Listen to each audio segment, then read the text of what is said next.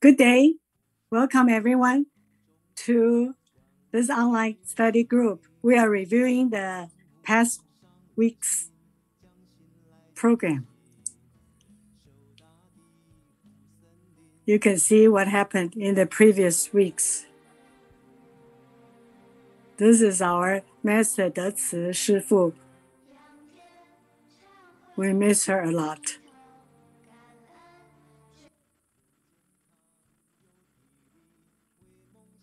And she's doing the ceramics. She's very kind and very friendly, very warm, and touched everyone.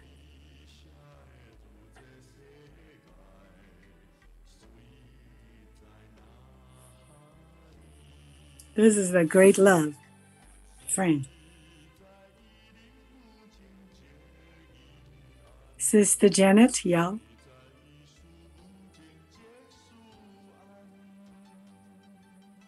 This is from Sister Wang Mingming from Beijing Jingsi Bookstore.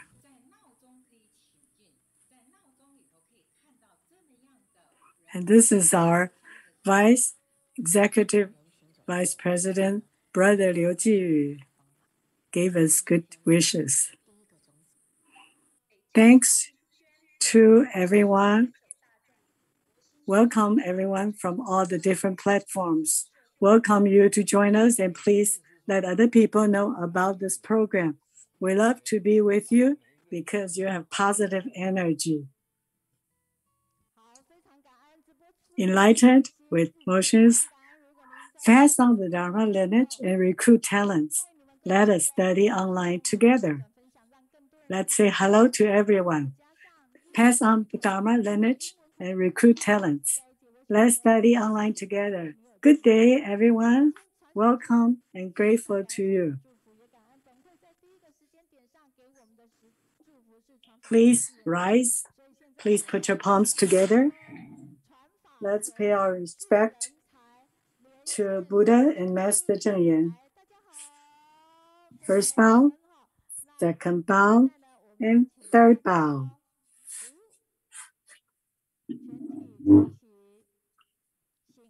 Let's recite together, pass on the Dharma lineage together, promote the Ciji spirit continuously, cherish Ciji affinities, and the infinite meanings of Jingsi lineage.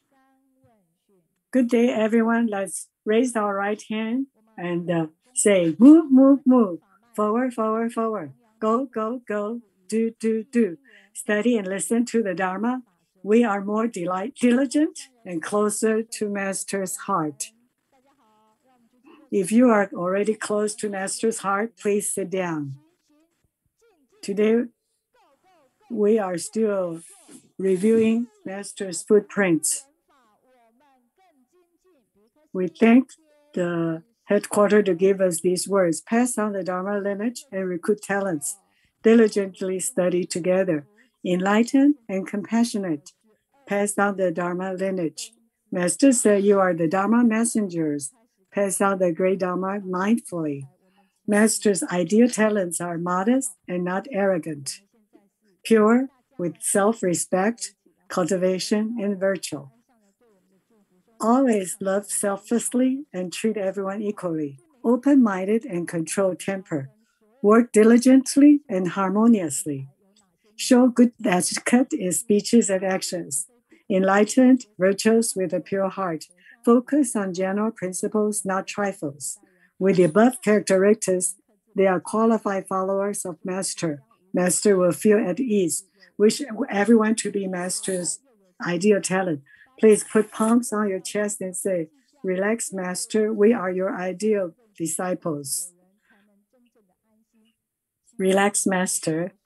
Sit down if you are Master's ideal disciple. Let's look at what Master responded.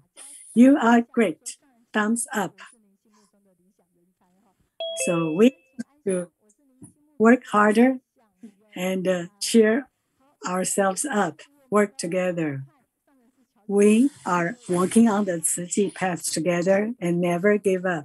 Let's learn from Master and keep our thumbs up and always compliment others and encourage others.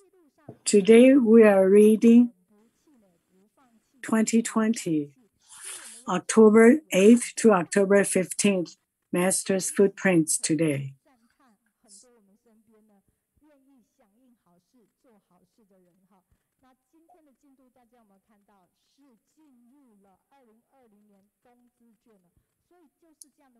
Let's remember this and recite this. We have learned from our experience. Encourage one another to talk about Tzu Chi, confidently listen to the Dharma together, believe in our potential, and diligently maintain our initial aspirations.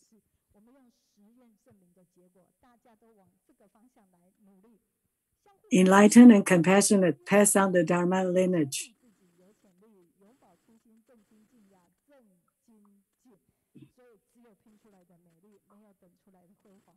Although the government wants us to keep indoors, and we will continue this format in August. So if our plan does not work, we can change our plan, but we won't change our goal. Today, we have English interpretation team from the United States, the A team from the US. We have these volunteers: Jack, Leon, Victor, Andrew, Betty, Aichu, and Reagan. We want to thank them for volunteering. Also, you can see our Japanese interpretation team. These 5 volunteers. They interpret every 2 weeks a month.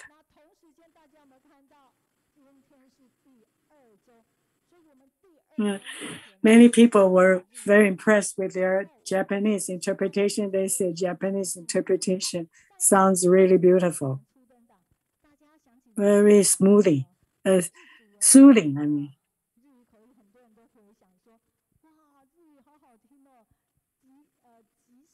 Oh, we had more than 600 listeners to our Japanese interpretation program.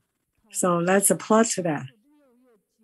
We want to thank Sister Xue Meiyu and Sister Tian Zhongyayi, San Tian, and Brother Chen Shijie, and Sister Yu He Yuzi were translating for the Japanese speaking folks.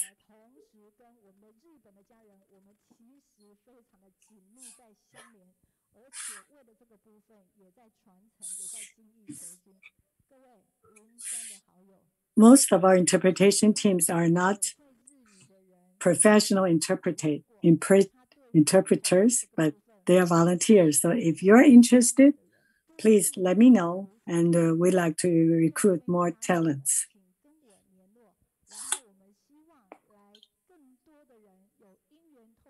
We want to thank our Japanese interpretation team. We also want to thank our editors for the Japanese interpretation. You can see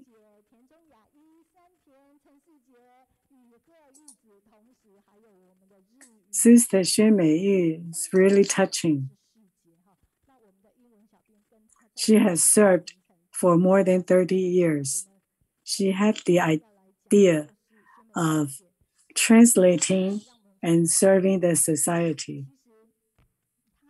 She joined Tzu Chi in 2011 and participated in the Dharma interpretation performance in 2020. She started the English interpretation team. Planning. She started in the Chinese editors team and then the English interpretation team, and now the Japanese interpretation team. That's why we were able to start the English interpretation on June 9th.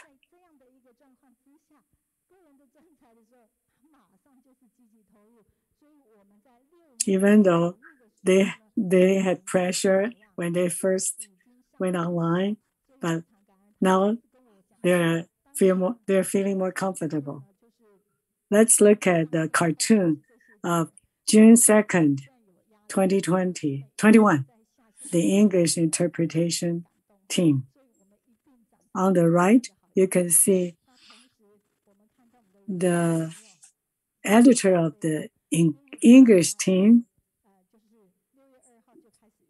is commenting on, wow, it has been more than a year since the English interpretation started.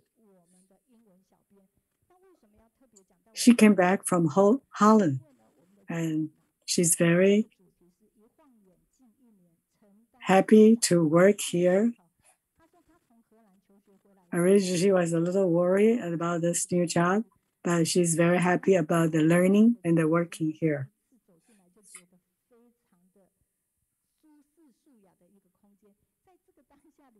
She's very happy with the Kaohsiung online study group every single time. She feels that the process flows very smoothly.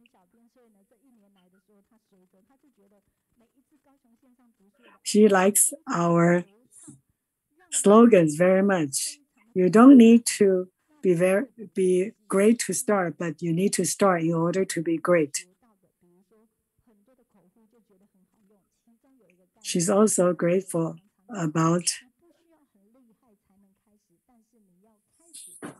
being a vegetarian and make good connections with people within Tzu Chi. Master says, if we work together as a group, then it's forever, but if you do it as an individual, then it's a short time. Everyone works together, then everyone is a talent. Now we're going to move on to positive feedback and good effect. Last time we had 273 comments and feedback and 74 sharings. Thanks for your support. We really appreciate your comments about what you learned, what you like, any suggestions from our programs. And pass on our program and the messages to your friends and relatives. Here are comments from Malaysia, from Nanjing, from Shandong. Sister Tan Mingli says, grateful to the Kaohsiung Line group, and then we can let all people on the earth to support the earth, and feedback about the speakers. Thailand, Sister Chenling says, oh, thanks to Sister Chenling to share the vegetarian promotion. And also, they diligently spread Tzu Chi's great love to all those people who need it. And these are wonderful merits that they have done. And not Sister Suni commented on wonderful sharing of Brother Cho, and he's our model, very admiring, very admirable. And Brother Huang Yongchun received lots of positive feedback from the audience. His diligent and steady steps on the Tzu Chi path are amazing. And Brother Huang's stories are amazing. Very worthwhile to be shared with others. Malaysia Wenqing says, Brother Huang is a big bodhisattva, is our role model. Respect to you. Here, Ipang Chen says, Brother Ji Hao, once you are in Tzu Ji, you freeze your age, you never get old. Yao Jun, Yao Ming and Pei Jun from Canada say, Brother Yongcun, you do what you say and say what you do. Wonderful. More positive feedback for Brother Huang Yongcun. Even though you have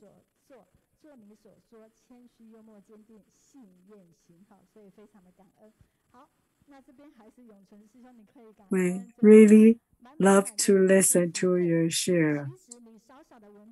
Oh, so Brother Huang's younger sister also commented, loving to hear his sharing. More comments for Sister Li Enli from Dalu, Inner Mongolia. Amazing turning the life around. Very grateful for your sharing. Comments about Director Ye Jiazhou. We have to visit the Daling Hospital because of Director Ye Jiazhou. And also, Sister Meihua is able to connect all the speakers together very nicely. These are comments from the United States. Brother Andrew, Ling Zhou. These are from Canada. Today, there should be more people from Canada. Meihua. These are positive feedback from mainland China. Let's applaud to their feedback.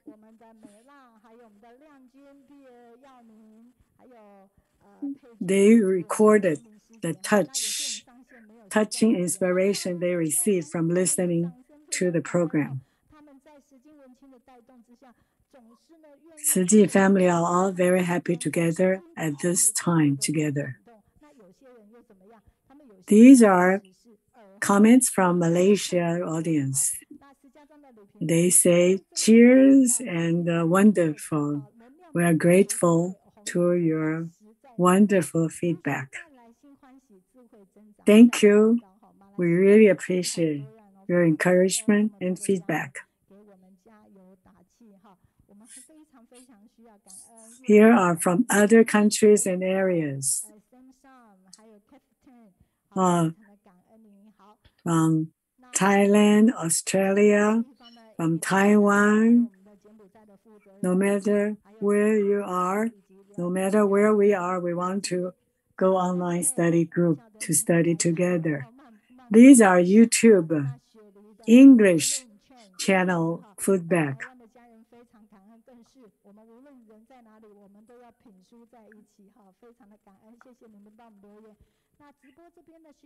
So Brother Huang's book, Stay Insistent, can be found in Jin's bookstore. Please visit there. Effie encouraged us all the time and gave us a lot of information. We thank her. She says, grateful to have this session from Dr. Ye. So much to learn about eye care. Oh, Chinese medicine can also treat dry eyes. So she learned a lot from Dr. Ye.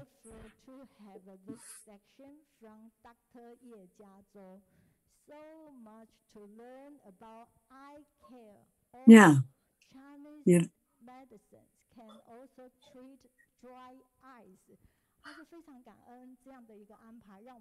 Master always encourages us to spread love to everyone, continue to create good affinities with people, doing charitable acts when we still have the ability, be a benefactor to other people.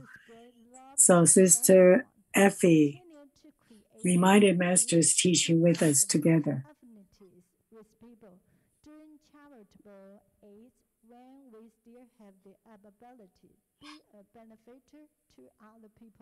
Yeah, let's do all the good deeds together. So thank you for all the positive feedback and good effect. And these are the cartoons about all the speakers. Sister Chen Ling, Sister Ji Hui, Dr. Ye, and Brother Huang, and Sister En Li, all the wonderful things they did last time. And not only she did the cartoons, she also wrote this positive feedback.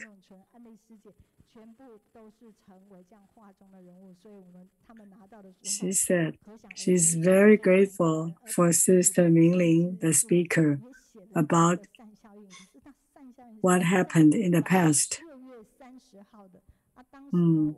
Reminded us about how the Tzu Chi Nursing College was established. She was grown up in a Tzu Chi family.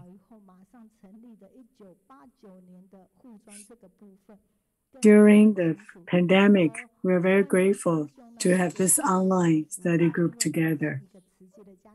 Let's applaud to Sister Ran Si for a wonderful cartoon and feedback. Life is just like this. When you are together with beautiful people, you will be more beautiful. When you are happy with happy people, you will have a lot of smiles. If you're always with wise people, then you won't be confused. Borrowing other people's wisdom to make ourselves better. Now, we are going to ask our online team to do the call out, instant contact, blessings immediately. Call out for the immediate blessings from Canada, Director Tang Jiabin. These are all the Canadian volunteers. They want to wish people Happy New Year. This is their annual blessing. Yeah, that was Sister Liang Jing, and this is Master's blessing.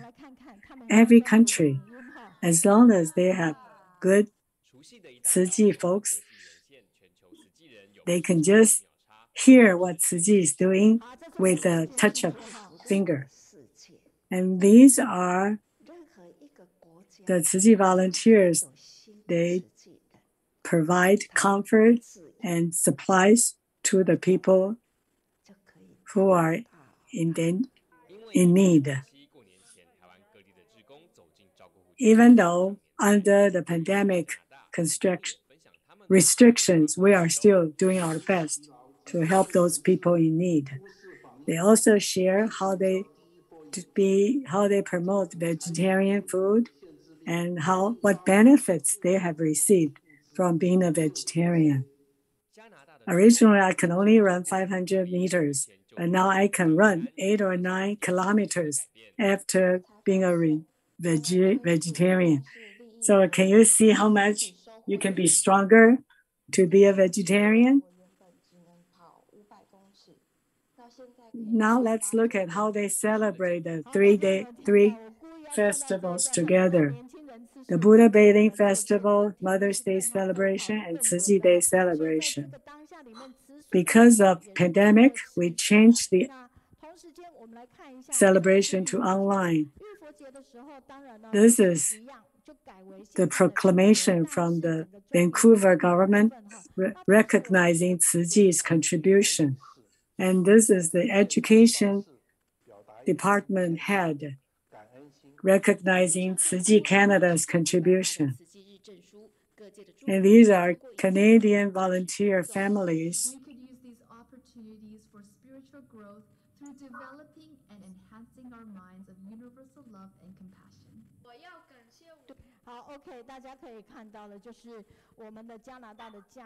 So a lot of Canadian volunteer families celebrate the festival in their own home, and you can see the pictures. A lot of people are involved at the same time at different places. Here is the office of Tzu Chi branch. For limited people who could attend the ceremony in the service center, you can see how they celebrated here.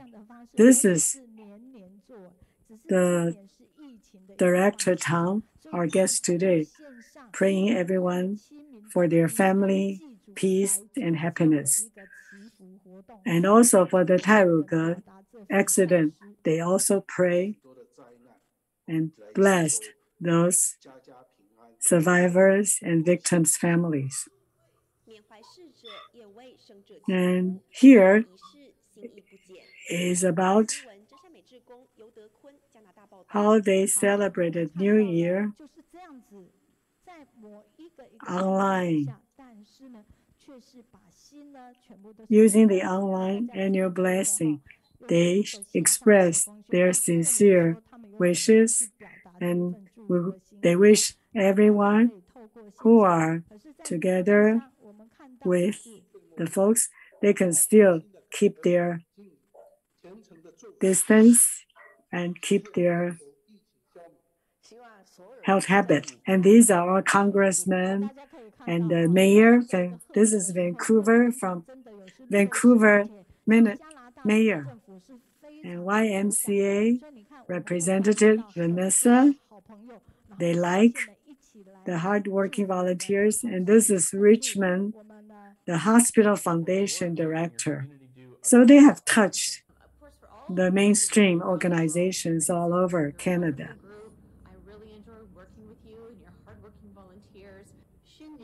Oh, can you see our familiar Liangjun sister is in the back reporting this program. These are the footprints of the Canadian volunteers in 2021. They are great love footprints. They have prepared this film to show what they have done. Due to our time constraint, we cannot show this film in our program, but you will have the chance to see it. You can see what they have done. You can see this is what they have done to deliver great love to people. Keep the safe distance, but try their best to spread the great love to every corner of people in need. And these are the refugee family. We are very grateful for the Canadian volunteers for doing so many wonderful things. They connect all the great love together and spread it to all people who are suffering. Everyone is a leader and bringing the great love to people in need. Yeah, we will show this film at the end. Now we cannot wait to call out for the immediate blessings from the Canada Director, Brother Tang Jiabin. We love to be with you because you have positive energy. Wow, Brother Tang.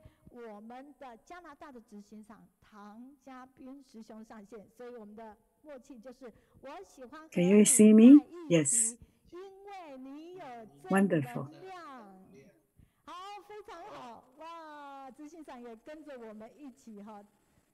We cannot see your PPT.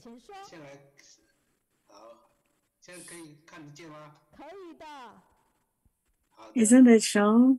No? You need to share the screen.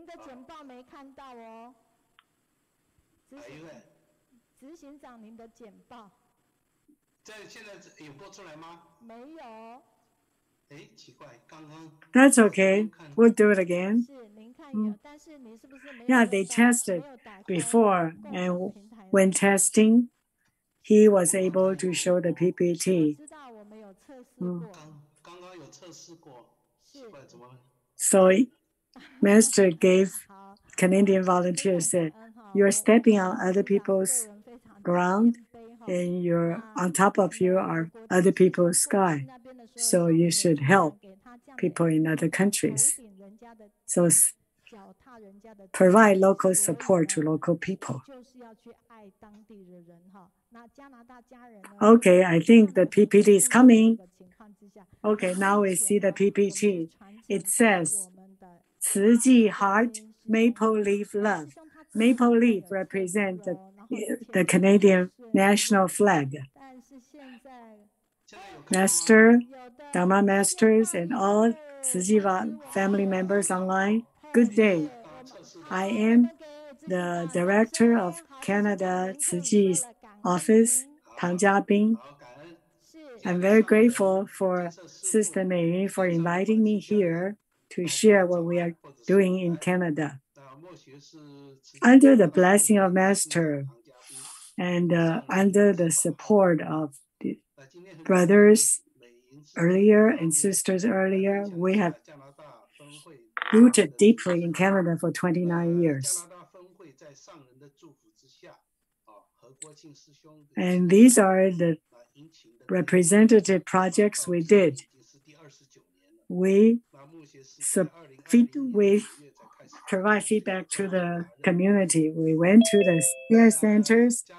We went to cook meals for Salvation Army. We helped with the food banks. And we also had cultural academy, and we had cooperation with the mainstream organization. And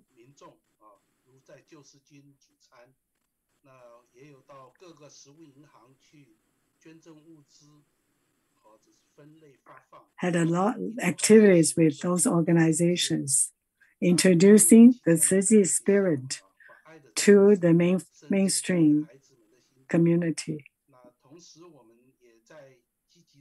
Canadian Bodhisattvas also did international disaster relief, fundraising, and providing help.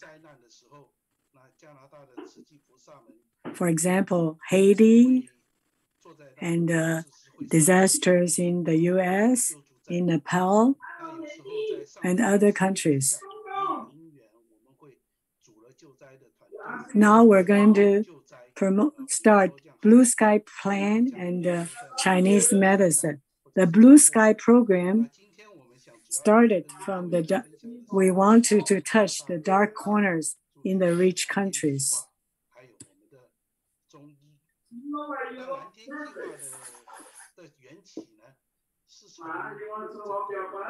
Started from the Tzu Chi scholarship distribution, we found the dark corners in the rich countries. So we want to give them breakfast with love. We also care for the refugee families. The kids had to go to school without breakfast.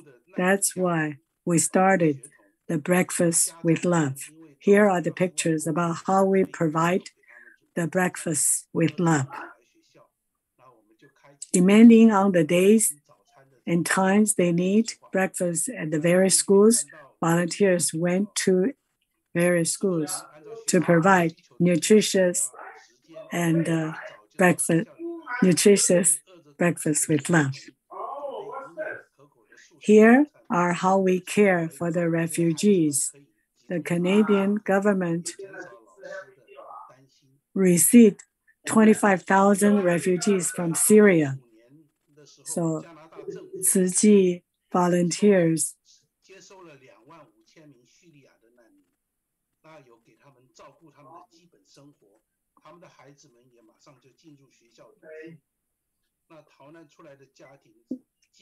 cooperate with the school to give the refugee families food, clothing, and furniture. Look at this.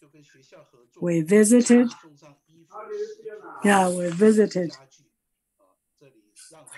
We welcomed refugee families from Syria with warm love. We had home visits with clothing, furniture, and food. Here's a special service. We did head lice examination. The volunteers provide personal hygiene education and the medical shampoo. on top of the head lice examination.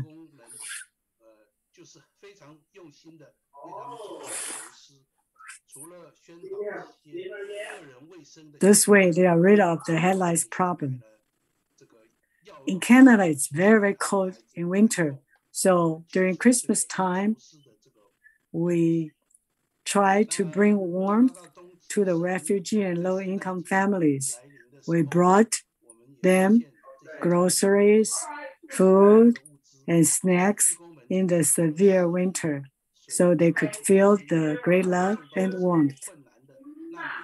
In school, we had great love classrooms.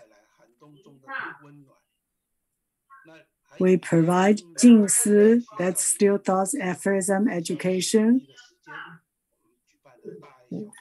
character education for the kids, and they can learn the positive thoughts and behavior and implement in life.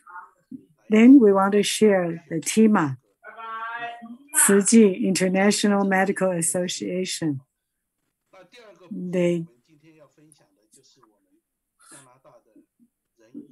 Even though Canada has medical insurance, but something is missing. So the Shijing volunteers from Teema provided Chinese medical care for Aboriginal folks. They visit those Aboriginal families regularly to provide them with medical care they need. We also provide Chinese medicine health workshops. And during the very hot summer, we give them the Chinese medical patches to relieve the heat and the illness. We also have Vancouver Chinese Medical College. On top of that, we also have several Chinese medicine academic forums. This way, people can discuss, can learn from one another to help those people in need. Here's a picture of the Medicine Academic Forum. Professionals report their most recent findings, and also they share their best practices from various countries. Chinese medicine, Chinese medical doctors from various countries. We had more and more Chinese medical doctors joining our forum. And this year, we're going to focus on the pandemic. Several years ago, Vancouver started Taiwanese Cultural Festival.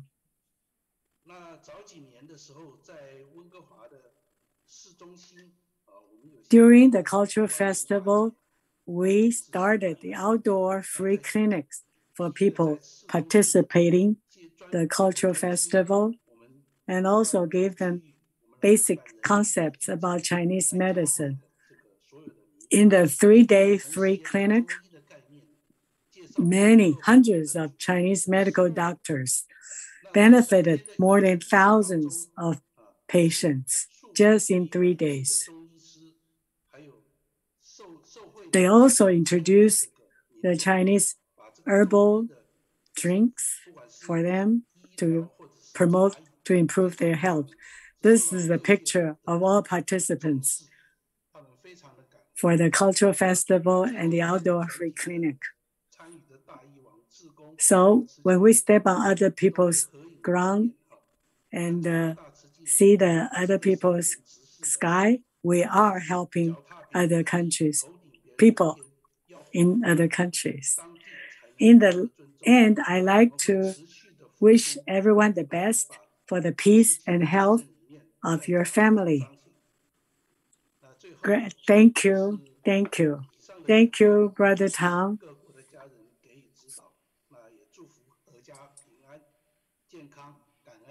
Now let's look at the 3 pictures together. Thanks to Director Tang for giving us the sharing of 7 minutes. But you can see the movie of what they did.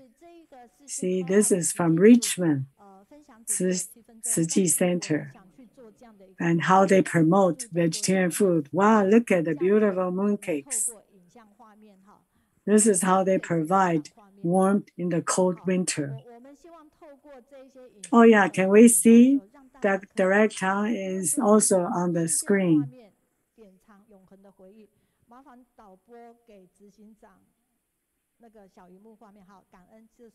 And here is volunteers cook at the Salvation Army's Drug Prevention Center and cooking meals for street friends. Look at the delicious vegetarian meals they prepared. They also are wonderful Canadian citizens and providing help to Canadian people. Here's Calgary. Every year, even in the cold winter, they help distributing clothing to people in need. So this is a film of 2021, Canadian Guerrilla Footprints. They also did wonderful cultural education. We are very grateful. And these are the materials they distribute and how they organize things together. So we want to thank all the Canadian volunteers for all the wonderful work you did. And please give us your feedback if you want to add anything. And this is what they did at Baiyuan High School. Let's thank Director Tang for his wonderful sharing.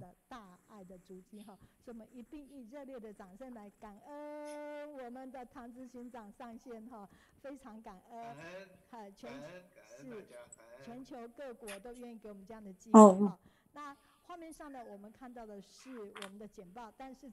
So we are very grateful.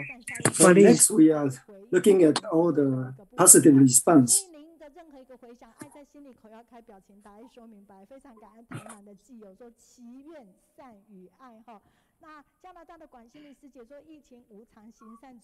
One from Beijing, from Changchun.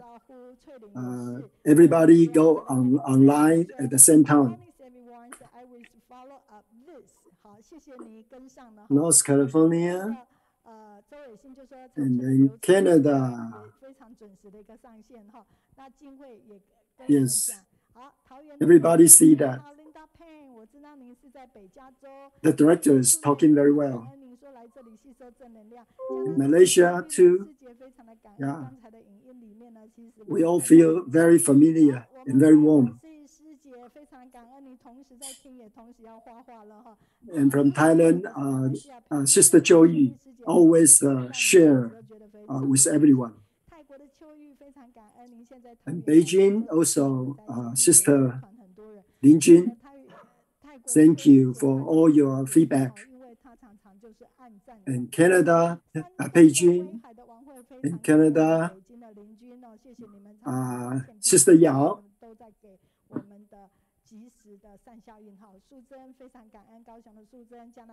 and Sister Guo Liangjun from Canada, and Indonesia, and even from Teema, Bangkok, Sister Jinshu, and also Jiangxi province, Fanny, in Sydney, Feng Yan, Brother Chen Han, Yang Jianbin from Jiangsu, from Taipei, and Shijing, Brother Lo. Yeah, very thankful for the Director Tang. And Canada, Ling Hongmin, and James, thank you. Sister Meiyun, the online study group is touching so many people. Very grateful. Jin Dezhen from mainland China were all very grateful. Later, we will find other responses, messages. From last week, the first one is Thailand's director. Sister Ling, although she was only sharing for 7 minutes, but every minute she was very, very touched. And she also thanked all the volunteers in the Thailand chapters, because Master said everyone's heart has a pure lotus. As long as we can let the lotus bloom, then the whole field of every volunteers will be able to join together. And the middle one is from Thailand, Sister Jinsu. It's about praising the inconceivable condition for the brother Huang Yongchun. They had a very interesting story about the interaction with Master. Everybody still remember that a very good story. And now, Brother Huang's story is like a very a loyalty, you know. It's a very good ancient story, something like that. So she very appreciate Brother Huang doing the international aid, and very praising of all his persistent and the calm spirit to follow Master's mission. So, so Sister Jinsu also donated 50 books of these books for everyone.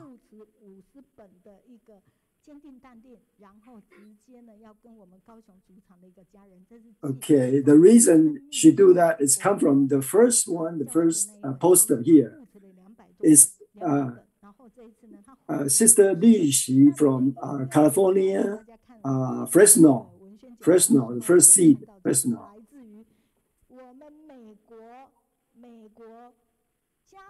Actually, she has been following our study group for a long time. And Sister Li Xi said that Brother Huang's book is actually really, really excellent. So we need to promote it. So I want to promote it.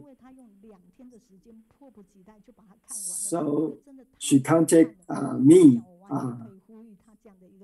and she donated $2,000 to our book cafe to buy the book.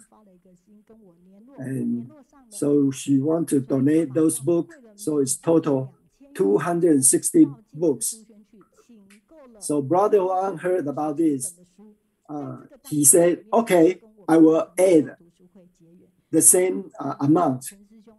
So right now, we are going to have 520 books for all the audience who has the affinity to come to our office after when our study group can become on-site.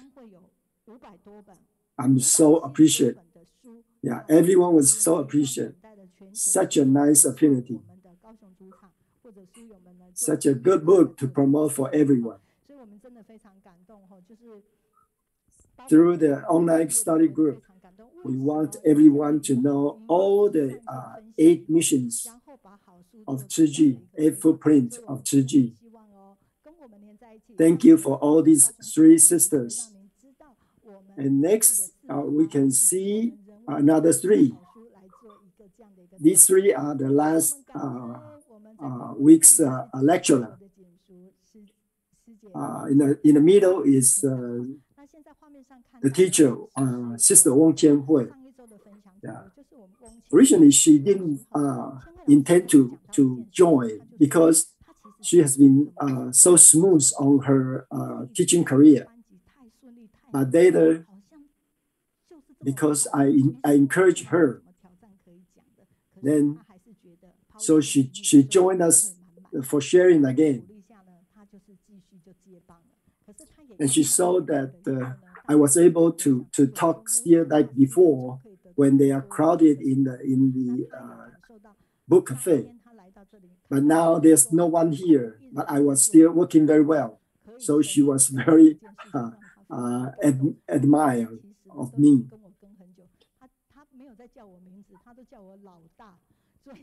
Yeah, so she learned that even there's nobody in front of you, you still need to do it, make it the same like before. I'm very appreciative of them. Okay, now we have another one call out. We have another call out. Let's look, where are we going? We are going to the Dallas, United States.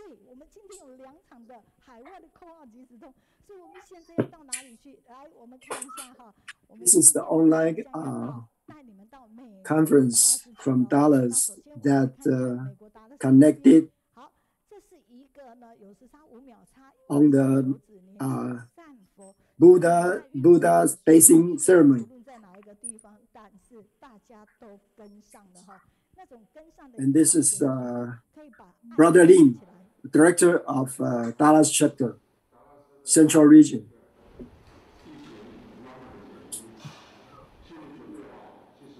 They do the online Buddha basing ceremony with us.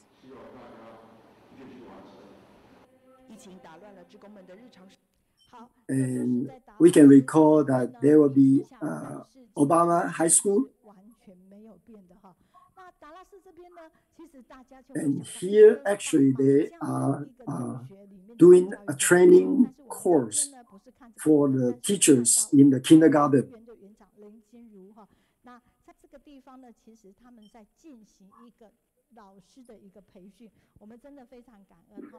I have once been able to go to Dallas, and I'm very admiring of their education.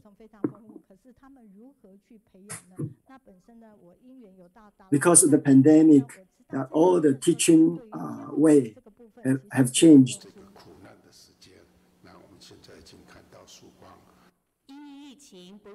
So they are very okay. Now we can see that volunteers are working in a warehouse to organize the supplies, the medical supplies, back to Taiwan.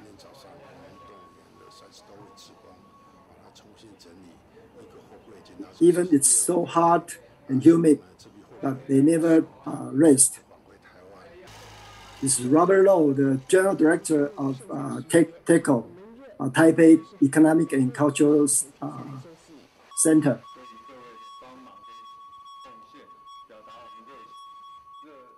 Yang Min Marine Transport freely sent us the container back to Taiwan free of charge. More than 50,000 protective clothing was sent to Taiwan. Go, go, go, Taiwan. Thank you so much. In such a upgoing pandemic, we can see that this is the third time that they send back their gift to Taiwan. And right now, Taiwan is very hot, so everybody is waiting, actually.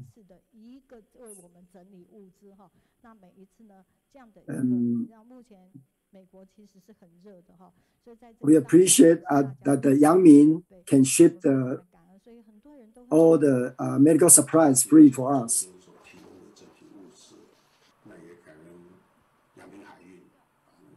We hope that all these supplies can help Taiwan's pandemic situation.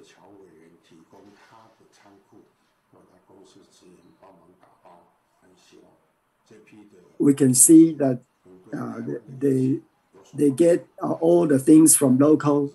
And when Taiwan is needing these supplies, all our family, Shijing family members from abroad, all send it back to Taiwan. I like to eat with you because you have positive energy. Okay, welcome, welcome, welcome, Brother Ling.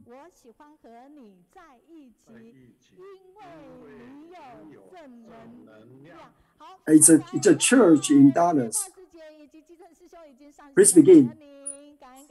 Dear Master, and all the masters that in their boat, all our brothers and sisters, good morning, good afternoon, and good night. At this time, in last month, we had the chance to have this affinity to send this medical supply. Dallas chapter was able to join in EOC Texas and also Texas Boy in 2006. So you can see the Red Cross there and the Salvation Army there. Yeah, we were on the same website. Because of such a good affinity, so we can join every month with the on their online conference. Most of them are only government can join, government offices.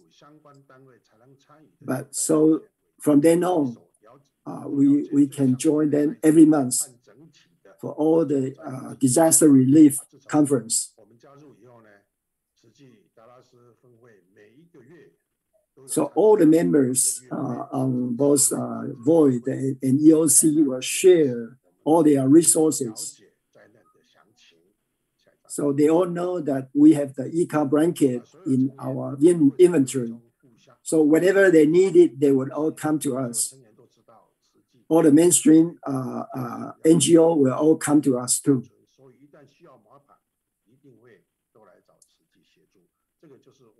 And this year, Teema received some from Jordan, actually, the medical supplies of the pandemic prevention materials. And in April, Teema transferred to Texas. And this time, all these materials actually went over the FDA's certification.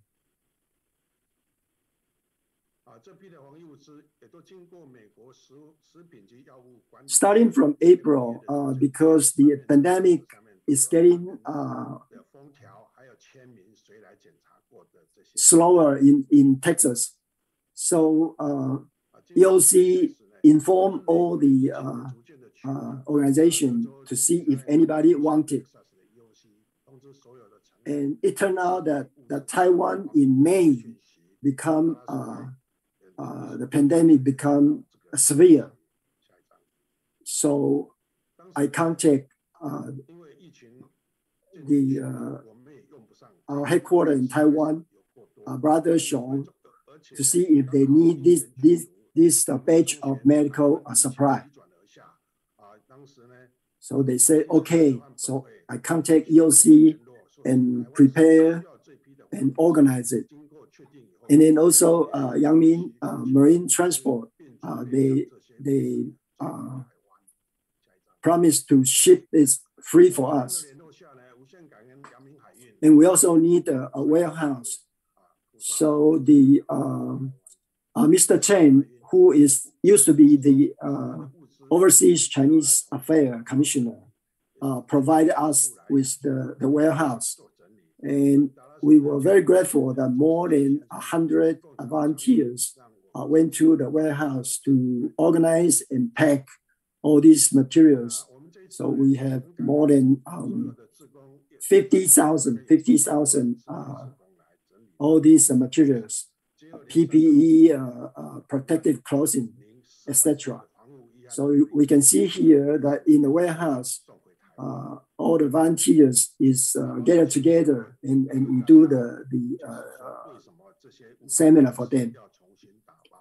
And because of Taiwan's situation is very bad, so we try to get the pilot pad that it's better, and you don't have to worry about the disinfection problems. So for the volunteers, can easily handle all the materials. That's to say, whenever there's a disaster, people from 10 directions will all come. Robert Lowe, the general director of TECO, also drive from Houston to Dallas in early morning to praise all the volunteers here and to give us an encouragement. And we also prepare vegetarian food for all our officers to share. And at the end, I steer the container with General Director Lowe. So I'm very grateful that Yang Min shipped 3 containers. And later, we know that Malaysia's pandemic are getting severe too. And we have a chance to get another batch of supplies from Pacific Food Company. So we organized another 3 containers. And this is the way that all work together. We can see that this grand lesson is a chance for us to benefit the people and for everyone to do good deed, so the society can become auspicious. Thank you for the blessings from Dallas. Thank you, Sister Meihua and Brother Ling. Thank you so much. You can see from online.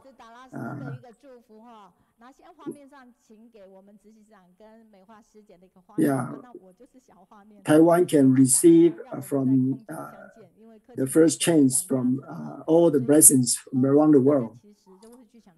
And in Texas, Dallas, they can prepare so many materials back to Taiwan. Yeah, more than 1 or 2 times. So this is because we are all part of the Shijing big family. Everyone is caring Taiwan so much. Thank you so much, Brother Ling and Meihua, Sister Meihua.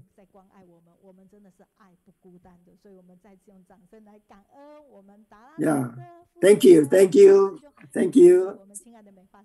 Bye bye. Thank you so much.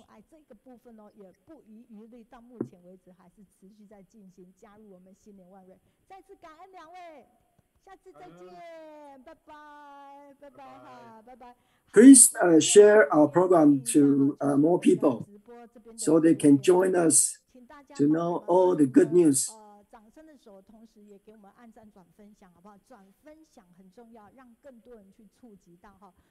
You gave us English and Japanese link. Why don't you give us the direct one?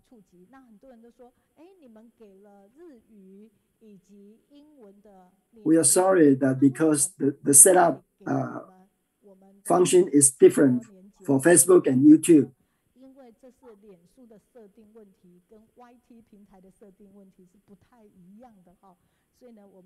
Later, we will try to conquer this technical problem.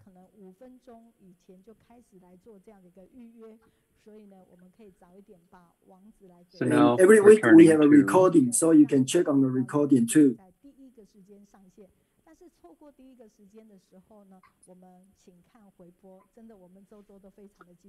So now looking at my phone and going through some of the comments, some of our Shijing family members from Canada were providing their comments and appreciation as as director of Canada was sharing earlier.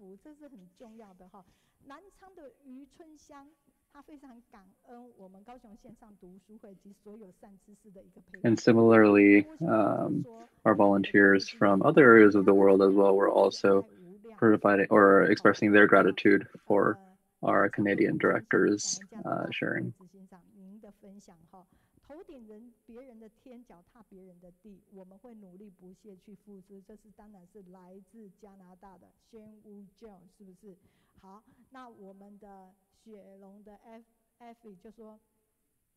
Listening to the feedback from last week's section also inspire us tremendously. Flashes memories of the speaker's interesting journey in 慈济。他说每一次在听到这个好回应善效应的时候，就是也非常激励。那同时间呢，就很快的呢，这样的一个。Sister Effie was sharing that every time she hears about a lot of the comments and replies that folks are sharing, that she always feels very encouraged. Another brother was sharing that he feels so fortunate to have a healthy body so that he can take positive action in his own life.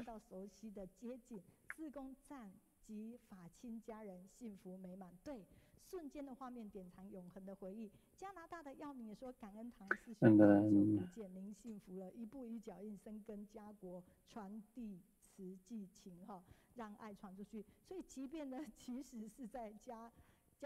a number of various comments.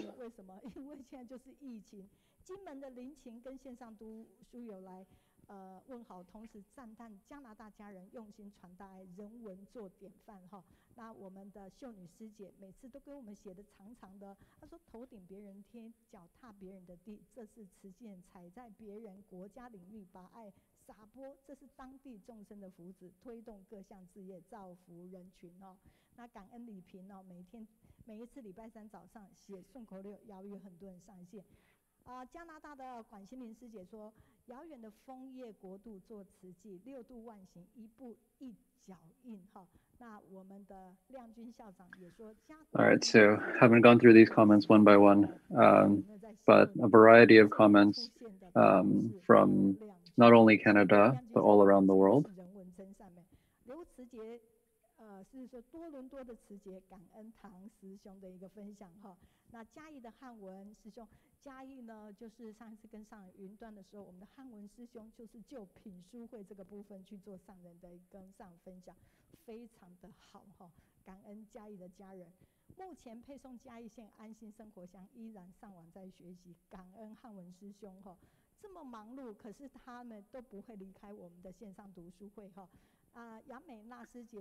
Actually, a number of the Canadian volunteers have provided their comments and shared a little bit about just their sentiments as volunteers in Canada.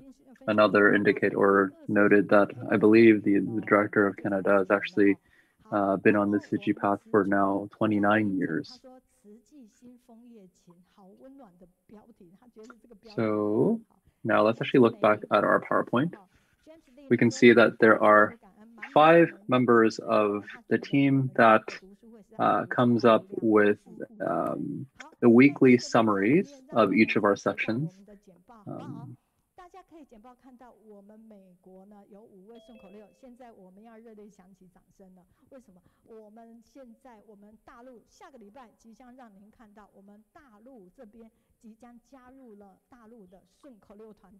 And actually, we have a team not only in the US, but also in mainland China, providing similar summaries on a weekly basis. And next week, we'll actually give a summary, or actually we'll share about these members of the team in mainland China as well.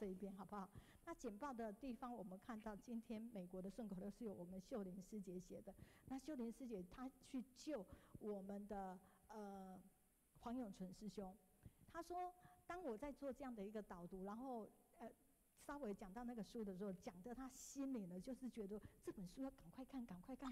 Now, Sister Zhang Shouling is one of these members of the team summaries, or the weekly summaries.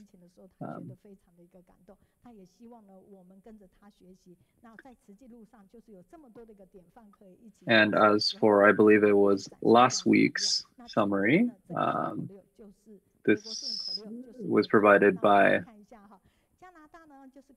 a sister from Canada for the first piece, and then a sister from Beijing for the second piece.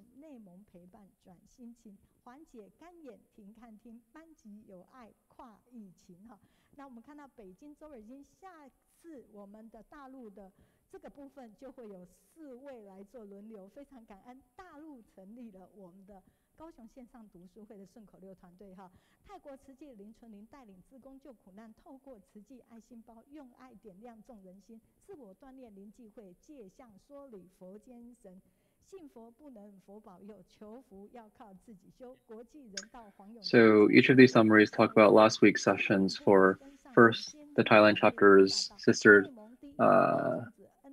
Ling, and then about the book study of the Daily Journal of Dharma Master Zheng Yin, and Sister Jihui Lin's sharing of that.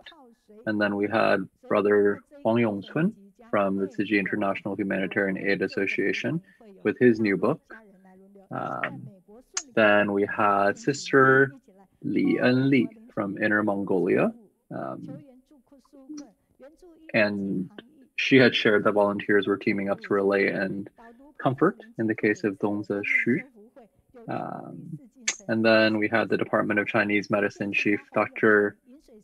Ye Jiazhou from Tzu Chi Hospital in Daling, sharing how to protect one's eyes from common dry eye disease. And then we had teacher Hong Qianhui talk about school online learning during the Taiwan lockdown.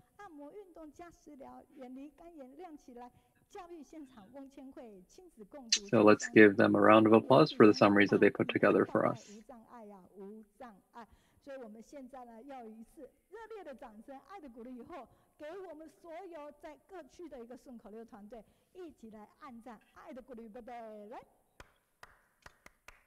So now it's time to have our session on the Daily Journal of Master Zheng Yin.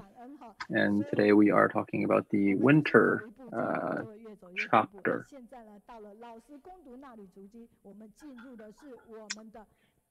Good day to everyone online for today. The topic that we want to share with everyone is upholding our vows and dedicating ourselves to the path or the way.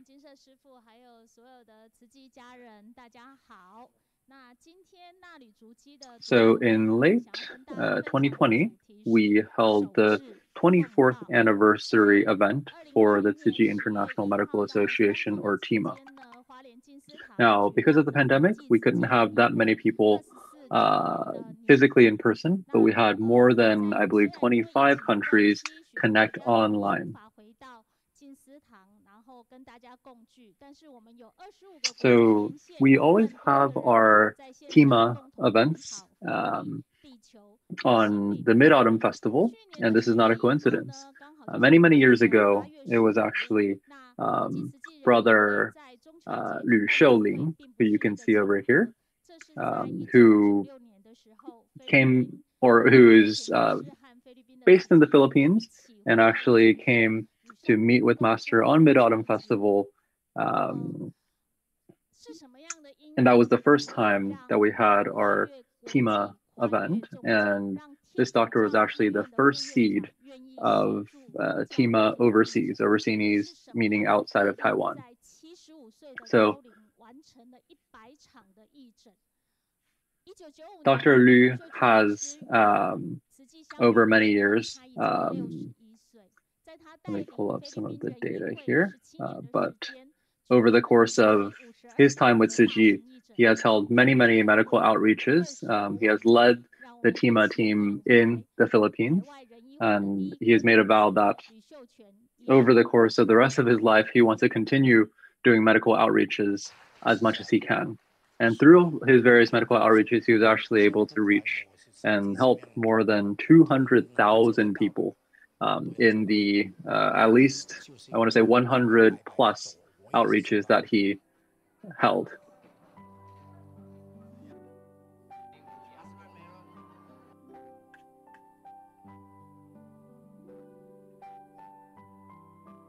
So this video playing right now shares a little bit about the story of Dr. Liu.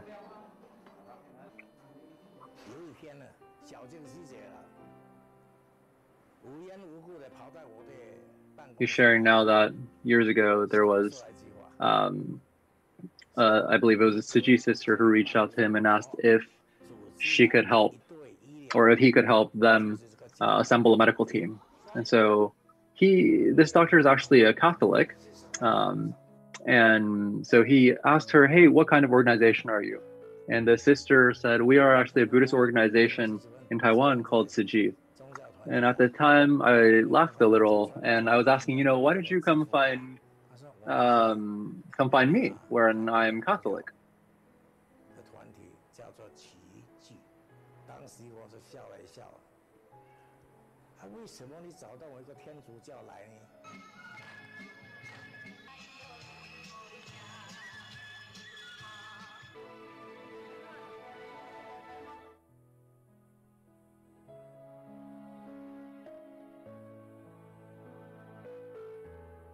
So now I've done more than 100 of these medical outreaches, and I vow to do 200 medical outreaches over the course of my life. And as long as I'm still alive, I want to keep doing work for Shijing.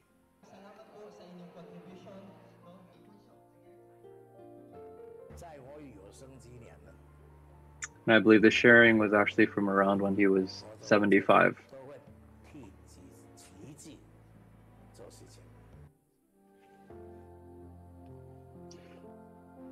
When doctors first step into the medical profession, they have to make a vow that it is the health and well-being of the patients that is their primary focus and concern.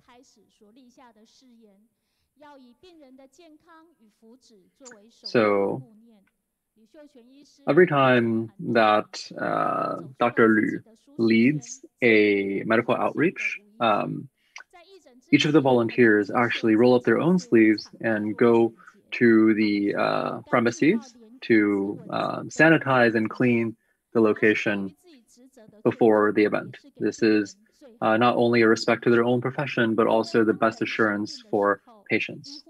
Now, in Taiwan, we can see that recently the pandemic has worsened, or around mid-May or so had worsened. And so it became a scenario where even just stepping outside the house became something that was very nerve-wracking for many.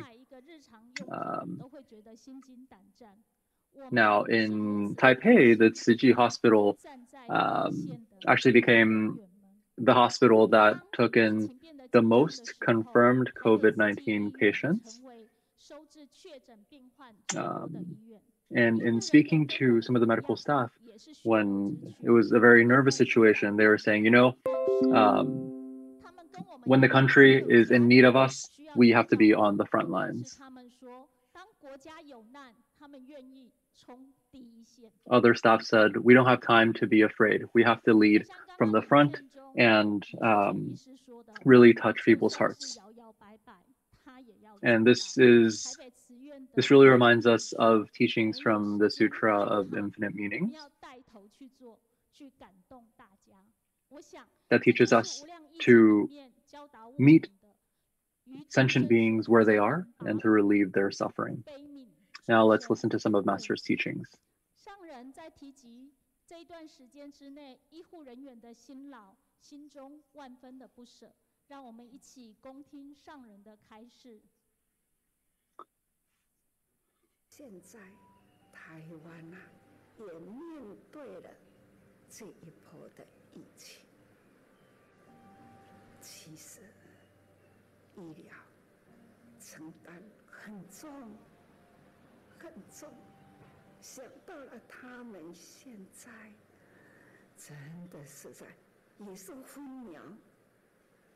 不空过。感恩医疗系统不顾己身，抢救生命，守护生命，守护仁爱。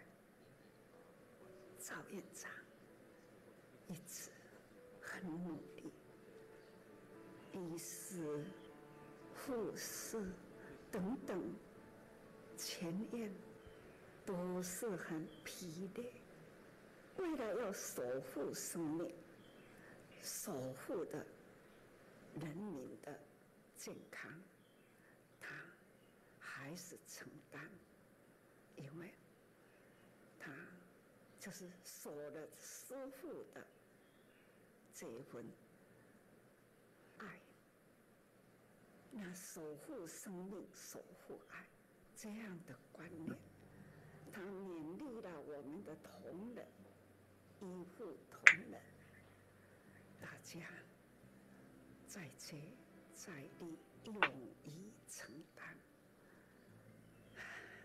人啊，都是人，疲累，同样的疲累，还是要。Medical staff really value time because the essence of life is in between each breath. The medical staff at Shijing Hospital in Taichung, aside from regular medical care, they actually also led these online webcam or video sessions and led patients in little exercises to bring them a little bit more energy and to give them hope in these trying times. Now, in a vaccination event hosted by Shijing, a lot of the medical staff, of course, have their face covered by masks and face shields, and they actually decided to put a photo of their face on their chests so that the patients could see who it was that was providing care to them and to provide a little bit of warmth for these patients. Now, the fact that right now we can be in a relatively safe environment and actually help to control the situation in Taiwan is because of all of these medical staff on the front lines. It's because each of them have stayed on their own paths and upheld their own vows and given a little bit more of themselves. And I hope that we all can also similarly see the potential in our own lives and bring the most value out of our lives in the same way that these medical staff have as well.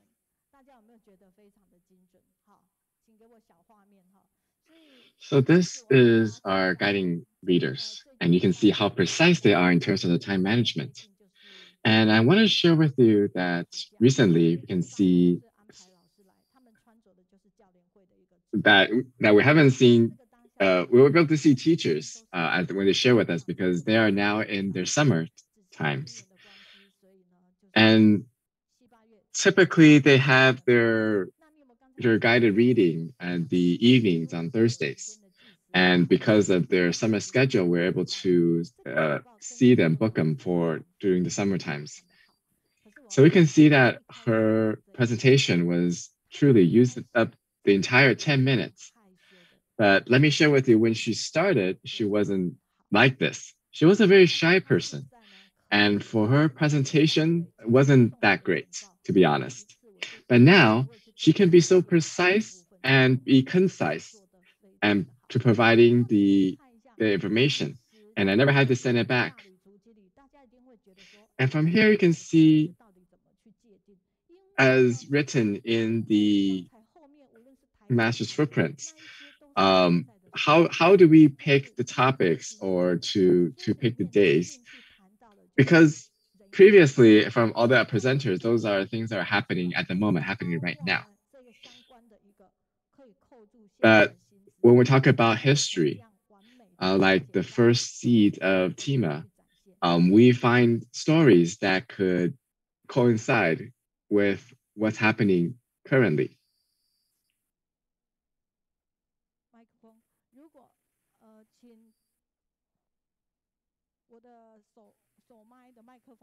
So I have a little technical issue with the microphone.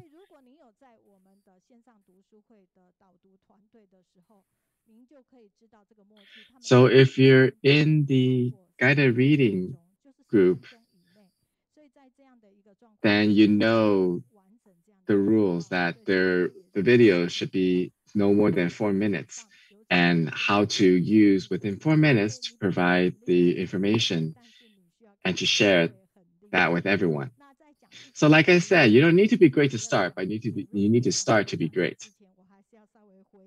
And today for our feature speaker, before Superintendent Jian comes up, I would like to have a little response to some of the sharings.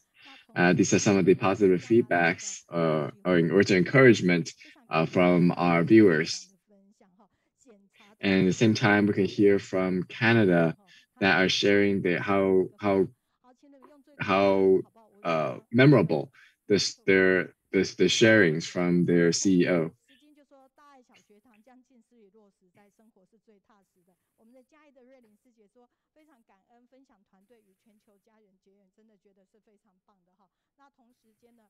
And they're very grateful to have the team share about the stories or their own experiences to people around the world.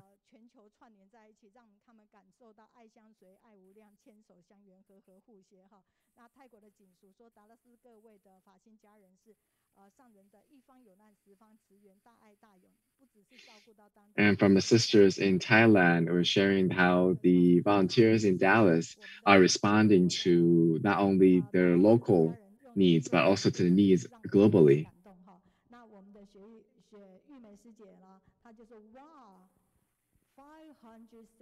Books to be distributed to this audience. So blessed. Yes, I believe the book will be a good read for everyone, as the show sharing was already so inspiring last week. 就是上个星期我们这样一讲的时候，他就觉得这本书真的超好看的。哪一本书呢？就是我们的。So last week when we share about one of the books, this is the positive feedback in regards to the sharings. 所以在这边，刚才看到我的麦克风出状况的时候，我们的视听团队就从很遥远的地方因为在国一厅，所以那个有一点遥远，马上呢。So to accomplish something, we need the aid of everyone. Much like what just happened earlier when my microphone went out of order. We have our audiovisual team that come into my aid. So when the team works together, then you can continue on. So next is our feature speaker from Tzu Chi Hospital in Douliu. He was the vice superintendent when he went in Daling, but now he is the head or the superintendent of the Douliu Tzu Chi Hospital.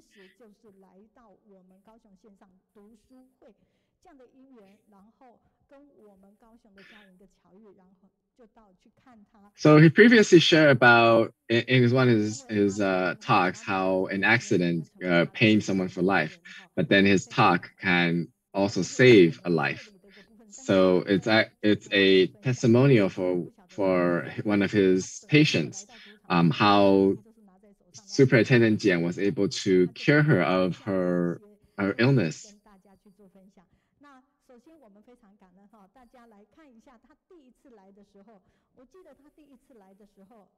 So first, I'm going to share with you a video from the first time he was at our study group, and that was before his book was published.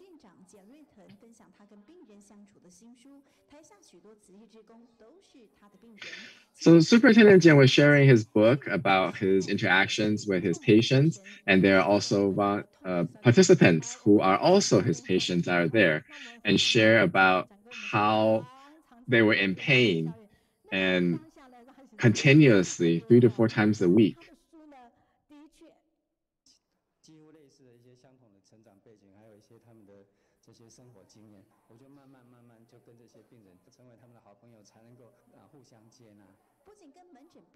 So Superintendent Jian was actually able to become friends with his patients because they shared similar backgrounds growing up.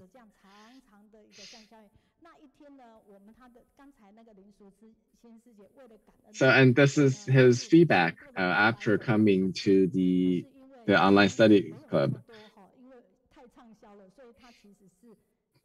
签了300多本哈，但是他觉得非常开心，因为这是他第一场的签书会。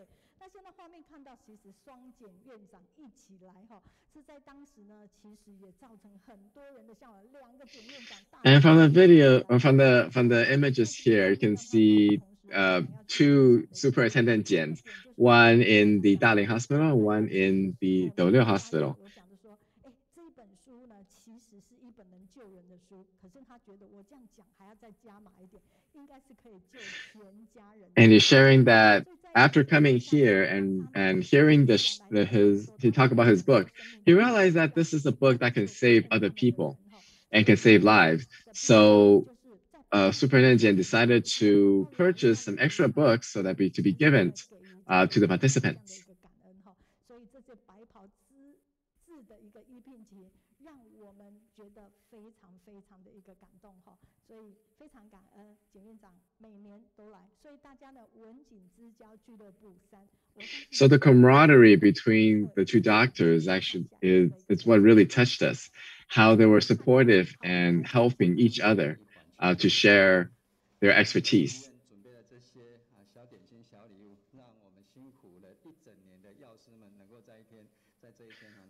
So we hope that with our little presents and food that we can share our appreciations to the pharmacists who are in the hospital for their year's hard work, and then hope that they will continue to safeguard lives, safeguard the people through the upcoming year.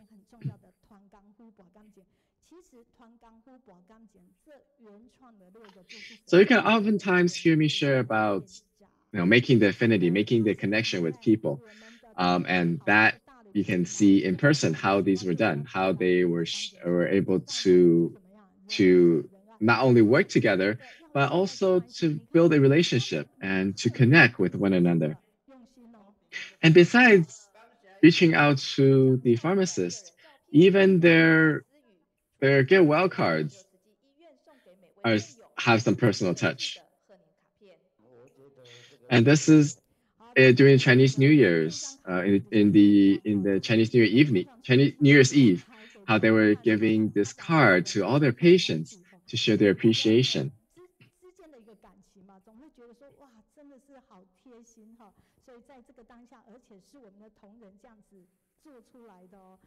So everyone felt their gestures, really heartfelt gestures, and they are really moved by how they were treated.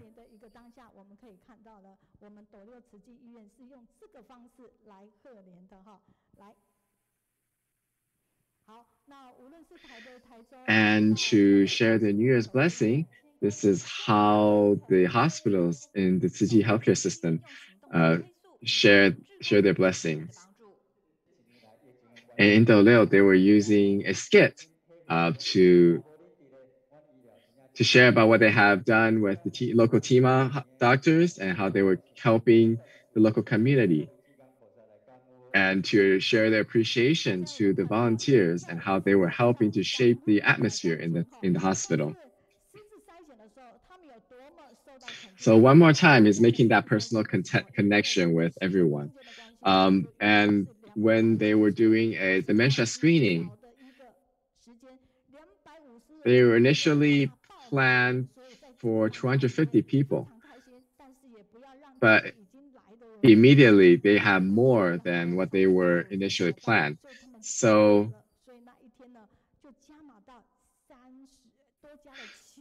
they immediately increased their capacity and were able to screen more than 300 patients.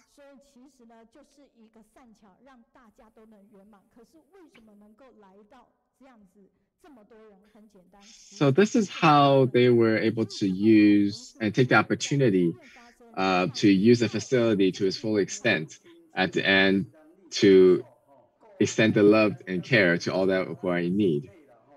用广播呼叫居民做会够健康，这里是云林县镇东里，就在附近的斗六慈济医院举办讲座。And in Yunling, Tzu Chi hospitals went out to host local health fairs to teach the proper healthcare techniques.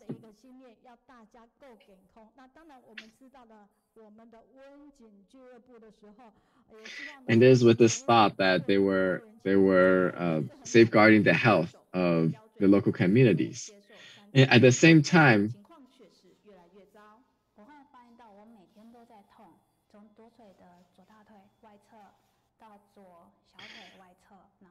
and this is one of the testimonials from the patient, how even after 3 surgeries, she's still continuously in pain on her left side. And slowly she realized that she's having trouble walking. After trying out multiple therapeutic methods, her condition only degenerated. So if at the Daling hospital, they found out that because of improper healing, her spine developed a pseudo joint, and that's what's causing the pain. So from there, the doctors were able to transplant a piece of bone from the hip, and then to stabilize the joint. So, and immediately the next day, the patient was able to get off the bed.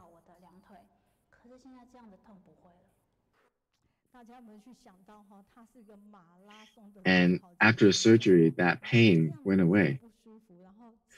So it's hard to believe that this patient is actually a marathon runner, and having lost the ability to run because of this pain, because of this illness, it's a really discouraging episode in her life.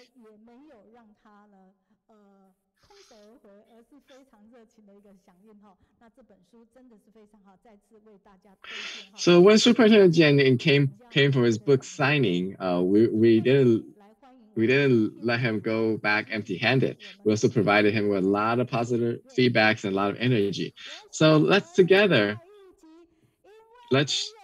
share that I'd like to be with you because you have the positive energy to welcome our guest speaker.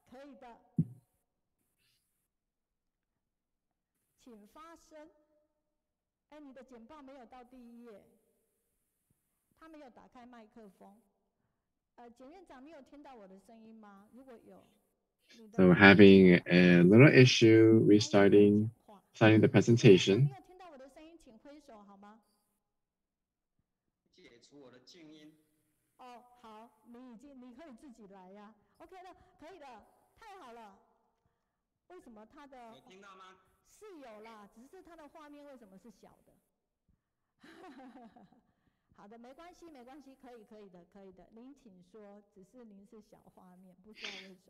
So let us work out some of the difficulties. Just kind of switch out the images. So to all the participants of the Kaohsiung Online Study Club, how are you? Can you hear me now?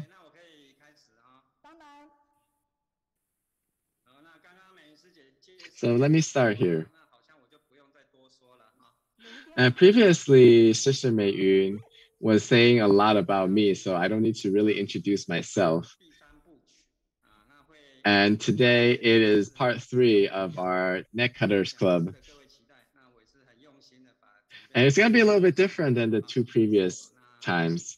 And I have prepared a lot in this 30 minutes of sharing.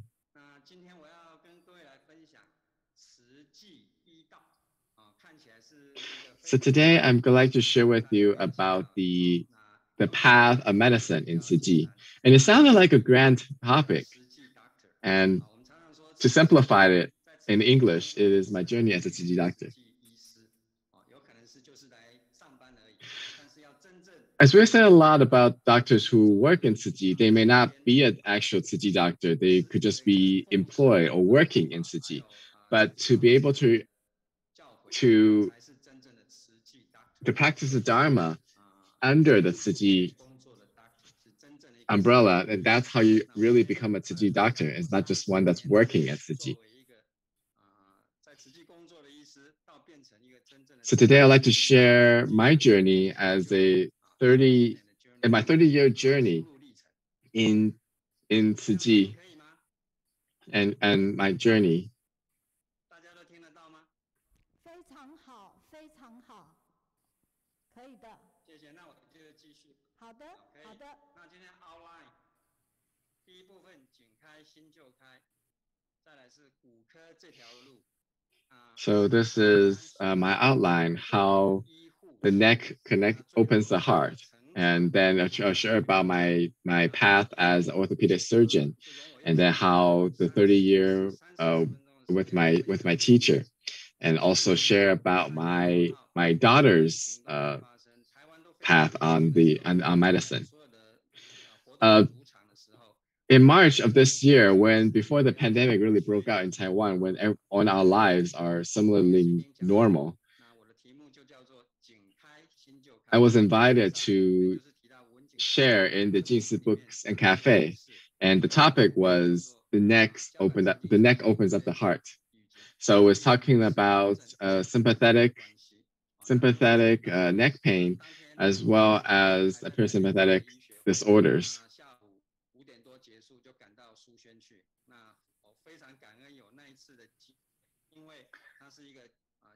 So I had a meeting that morning in the Taipei Tzu Chi Hospital, and after the meeting, I was able to go and join the talk. And there were also a lot of people joining us, not just in person, but also online as well. So at that time, an article has wrote about that talk, how in the past decades I have shared about my study in the spine disease and how they were able to help the patients.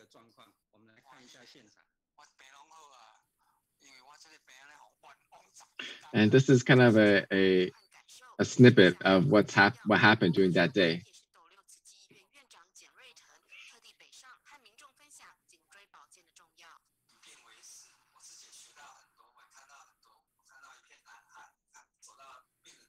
So from the patients, I learned a lot. Learn to use the disease or the illness as a teacher. And from there, we learn a lot about the patients, about their lives, and not just about the disease. So from here, we can see how the disc herniation can cause a lot of unfortunate consequences, including heart pain. And like from our patients who have been blamed for decades for faking the disease, but it turns out she was really in pain. In an old Chinese adage, we have said that pain in the heart can be pain in the neck. And if you talk to a specialist, like a cardiologist will say, it will be a heart disease.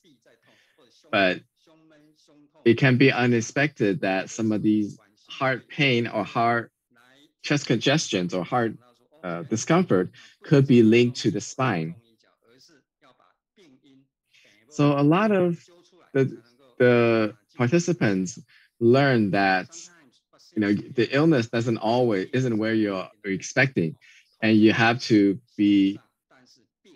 you need to look at other sources. So that is what we learned, that sometimes a heart attack really is a pain in the neck.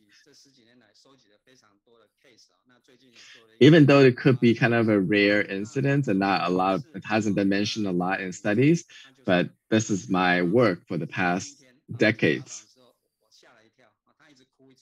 And this is Mrs. Lai, who's one of the patients.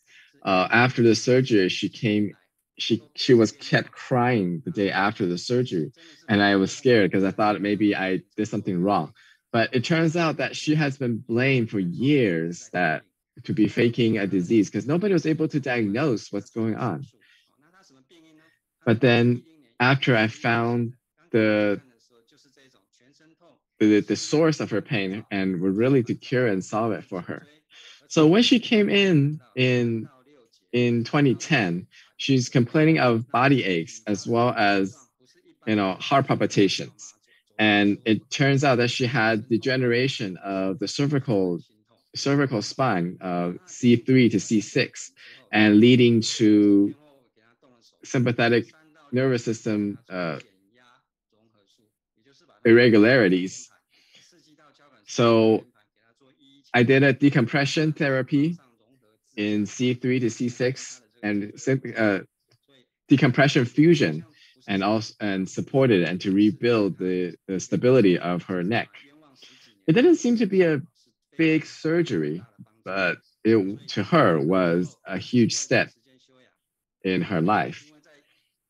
So after the surgery, after taking some time to rest, she was watching Dai TV in the hospital, as well as interacting and be cared for by the volunteers. She decided that as soon as she's able, she's going to go back to her community and became a local volunteer. So she started her training, became certified in 3 years later, and certified as a commissioner, and went back to her local community. Regardless of whether we're doing case visits or health fairs, free clinics, we can always see her. And see in this picture that she's really enjoying her life. She was really happy, and see that as a comparison to that other picture when we first saw her in 2010. So it showed that as we solved the pain in the neck, it cured her of her body and heart problems, and opened up to a world of smiles, of laughter.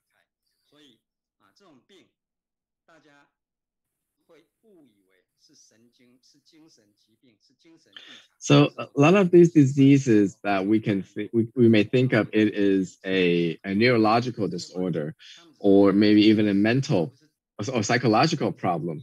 But in reality, they could just be more of a spinal. It's not a psychological problem, but rather of a bone, a spine problem.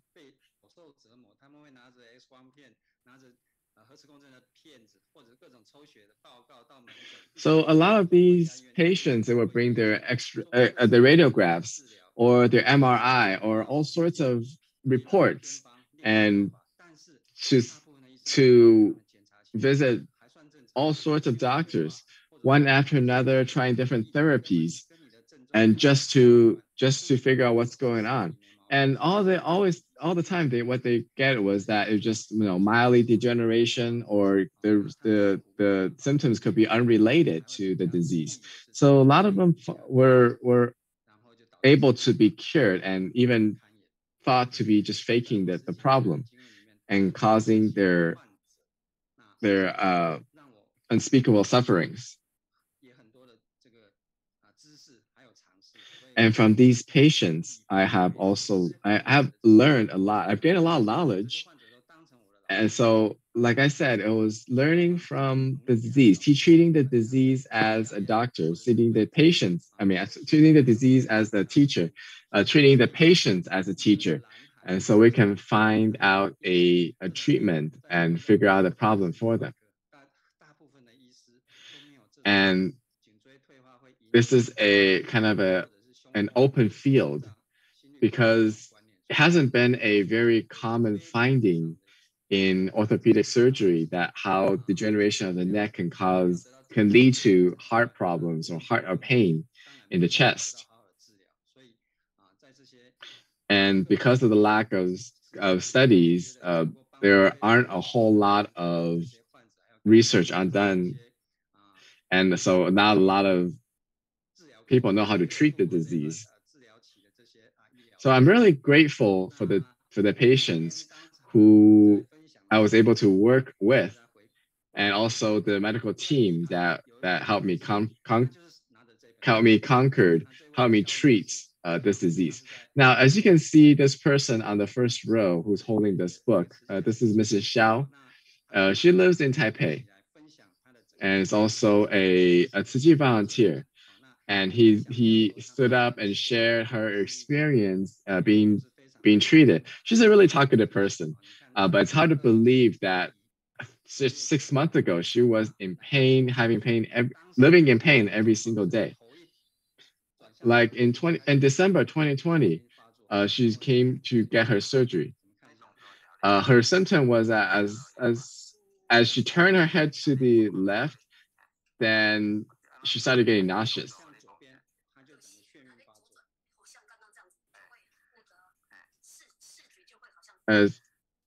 As soon as she turned her head to the left, then she can feel her vision getting affected and getting nauseated.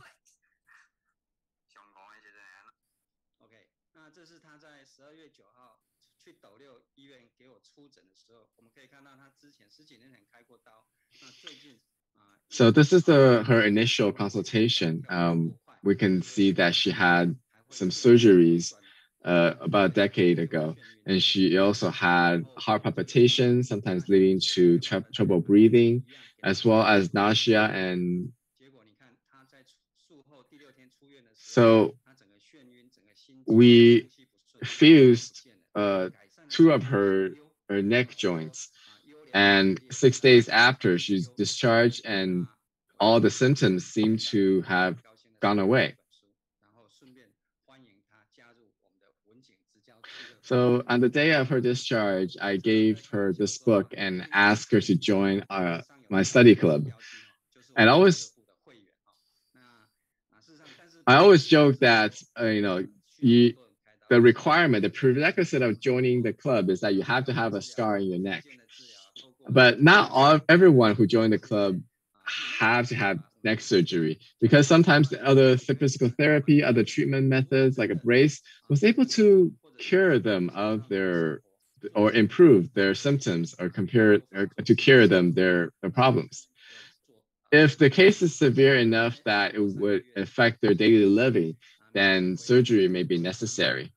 So 3 months later, when they come back for their recall exam, they had a survey to judge their recovery. And we can see a lot of them having their pain resolved, having their nausea resolved after the surgery.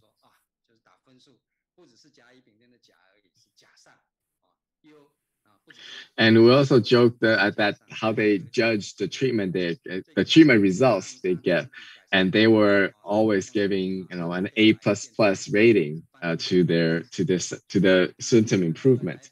So it's like changing their lives from black and white back to a colorful lifetime. And because she lives in Taipei, kind of far away from Daling or Douliu, so we will also chat through apps, and she made a poem for us, sharing how she was finding in the valley of pain. She was able to find the spring of her life, the springtime in her life. And they found it's like a new life. They were reborn. After years of looking for a cure, they were finally treated and cured of their illnesses. So let me share another story, some unbelievable karma. In Shijing University, there is a silent mental program, and we, as a speaker, we will have doctors from different hospitals joining us, and to simulate surgeries in these silent mentors.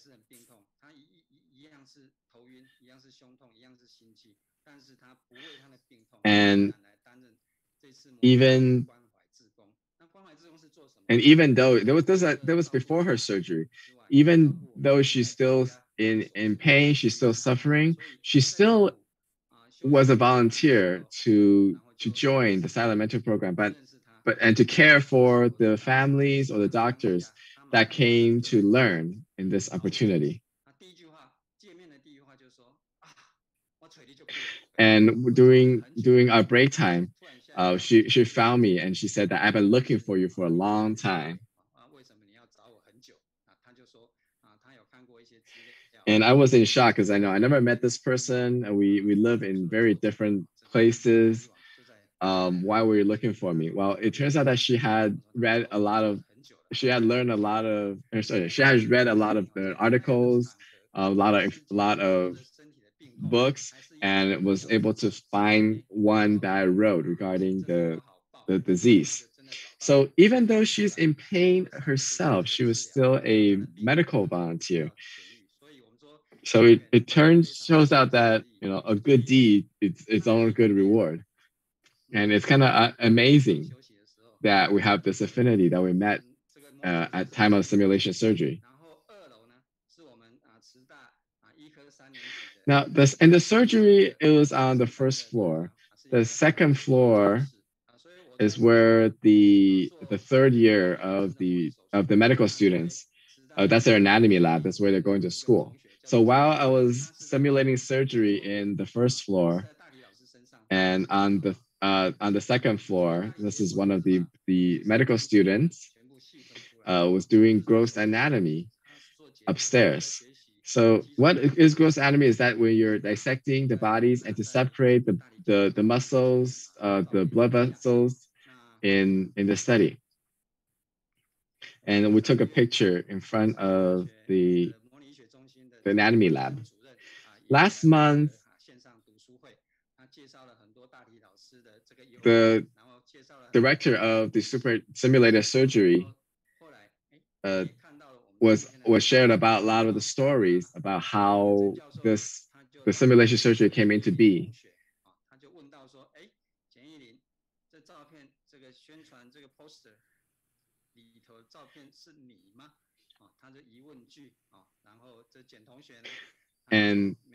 And this is when the director Zhen saw this picture and asked her if the person in the picture is truly her, and in actuality this is actually my youngest daughter, who is currently a third-year medical student at Shijing University.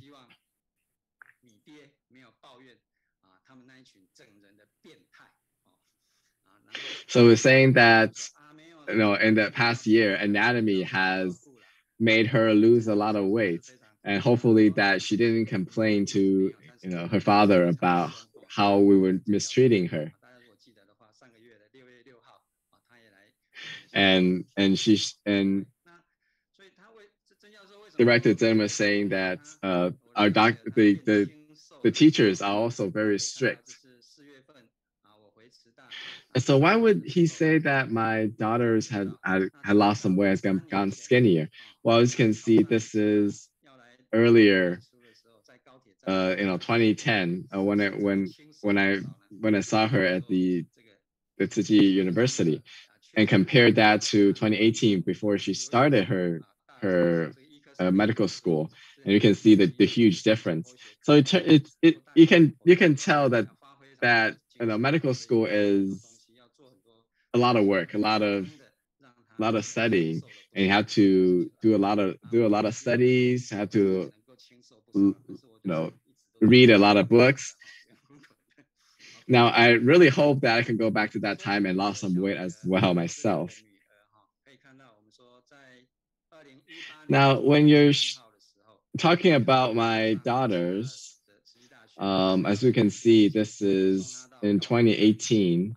When she left for the Tsinghua University to begin her medical school journey.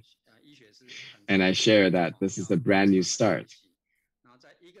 As we all know that, the study of medicine is a very long journey and you have to learn along the way.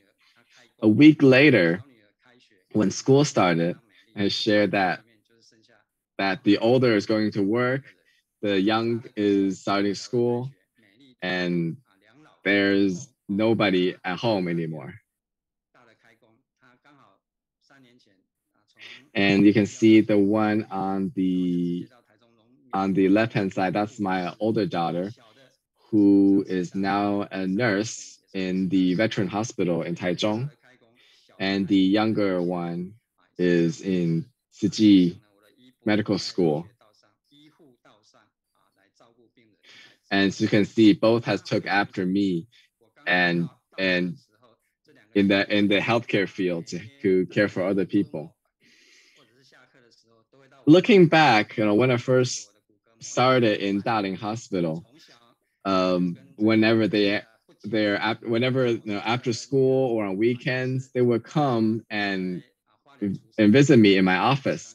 So they spend a lot of time with these models, and that probably shaped their career path.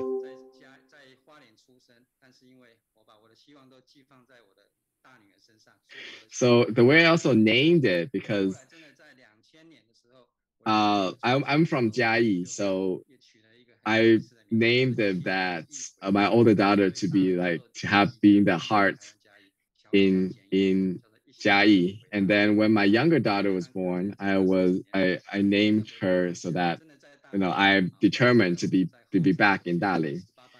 And 20 years later, I was actually able to come home to Dali and to share my knowledge with the people there. And you can see that they literally grew up with surrounded by bones. So in the Tsuji Monthly, there's one little snippet about my story. I kind of mentioned about my family life. And you can see the two of them, one of their favorite games is to pretend that it is an operating room. And I think they learned that from seeing what I do. And they were on, whether it is on the chair or on the floor, listening to heartbeats with the stethoscopes, and kind of pretending on how what I'm doing as a doctor.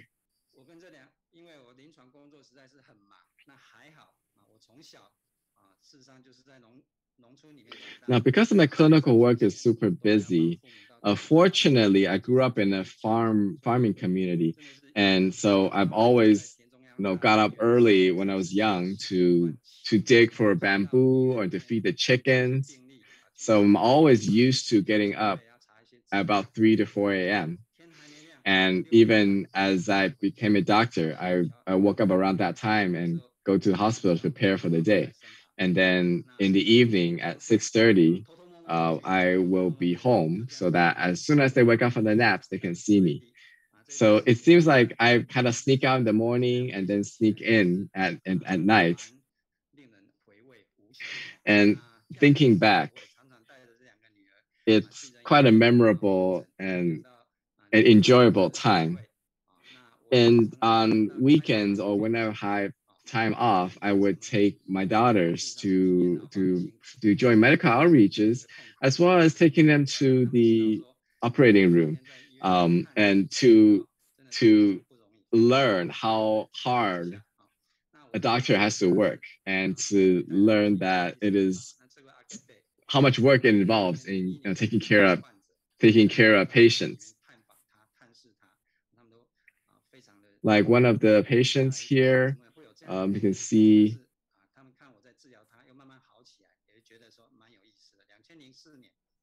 one of the patients, and they were really in shock. They were surprised to see that how this could really happen. And every year, I would take them to like nursing homes and see this patient, even until 2012, when they're in the elementary school or a junior high. Until then, when they had less time to be able to join.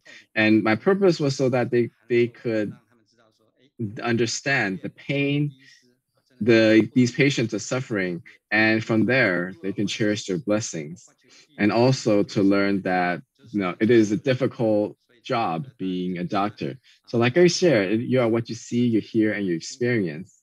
And this is my older daughter, how she learned and eventually chose the path as a nurse, chose a nursing path. And now because of COVID, she has to gown up in protective equipment. And my younger daughter is now about to go into the clinical floor. So even though time is passing and the grown-ups are getting older, the young are also growing and learning and become more knowledgeable. And in the past 20 some years, watching them growing up, I also have some thoughts as well. And I always share that medicine is hard to study, and a good teacher is hard to come by. And studying medicine has been difficult, and to be able to find a good mentor, that is even more difficult. And I was very fortunate to have met this mentor, who is the honorary superintendent, Professor Chen Yinghe, which is also the superintendent of the Tzu Hualien Medical Center. And I've always seen him as a lifetime mentor for me. And in about, for the past 30 years, I've been learning from him and to grow professionally from him. At the same time, I also learned spiritually from Master Zhen Yan. So, and professionally, I've been able to learn from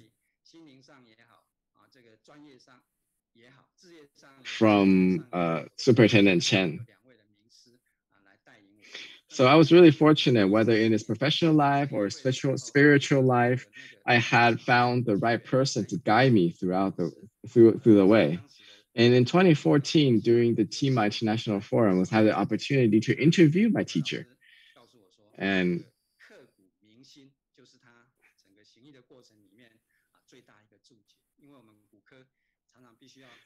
my teacher was share with me that even after surgery, when we break their bones and reconnect them, their pain and their discomfort has to be reflected in the heart of the doctors. So even though the doctors are maybe tired or maybe working really hard in treating the patients are also working really hard to heal.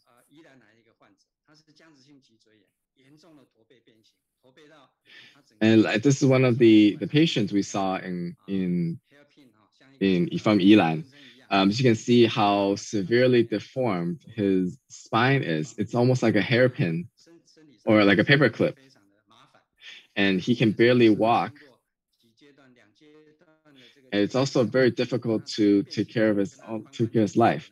But through 2-stage surgeries and to reconstruct the spine, he was able to stand back up again. And this is one of the surgeries I was able to learn from or participated in and learn from. And I've used that experience on a lot of my own patients. And you can see from the deformed body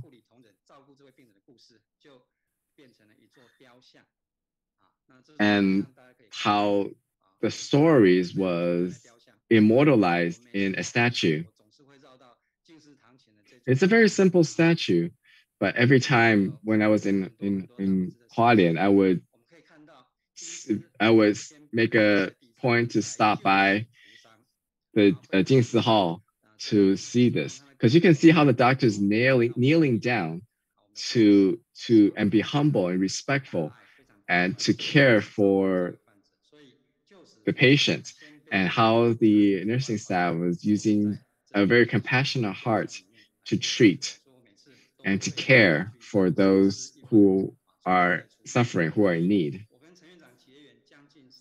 So every time I was able to see that statue, it brought back memories and made me think about my actions, my path. So last year, when Dali Hospital celebrated 20th anniversary, Superintendent Chen answered my invitation and came to join us.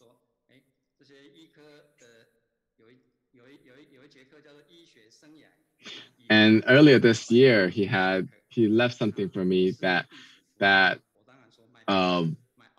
wanted me to teach the medical career for him. So of course I said it was my pleasure and my honor.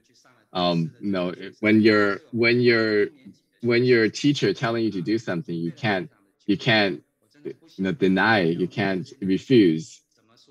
So I prepared for a long time because I don't really know what to really talk about.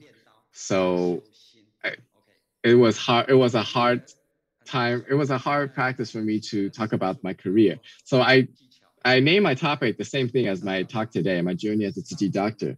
And we shared about how learning the techniques and following the teachings of Dharma Master Zhen Yan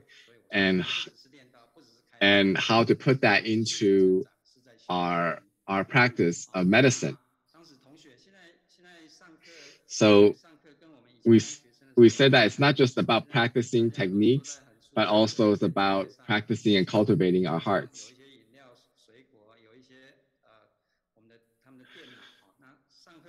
And you can see from the study that it is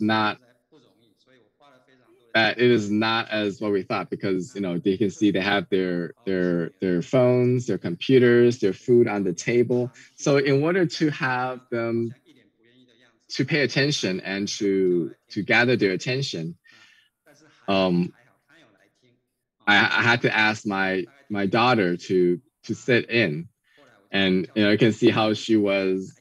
That she may seem a little out of place because she's already third year and yet she's sitting in a first year class.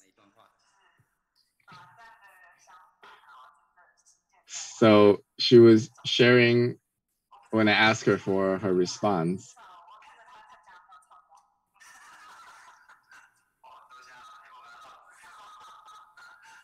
And I was just sharing that that she's able to see firsthand how this life, how this career path was how I was able to practice this career. And it is not just bragging about what I do. And at the end, when we have the survey feedback, some of the students were sharing that they almost cried and they had made the vow to be a compassionate doctor like me.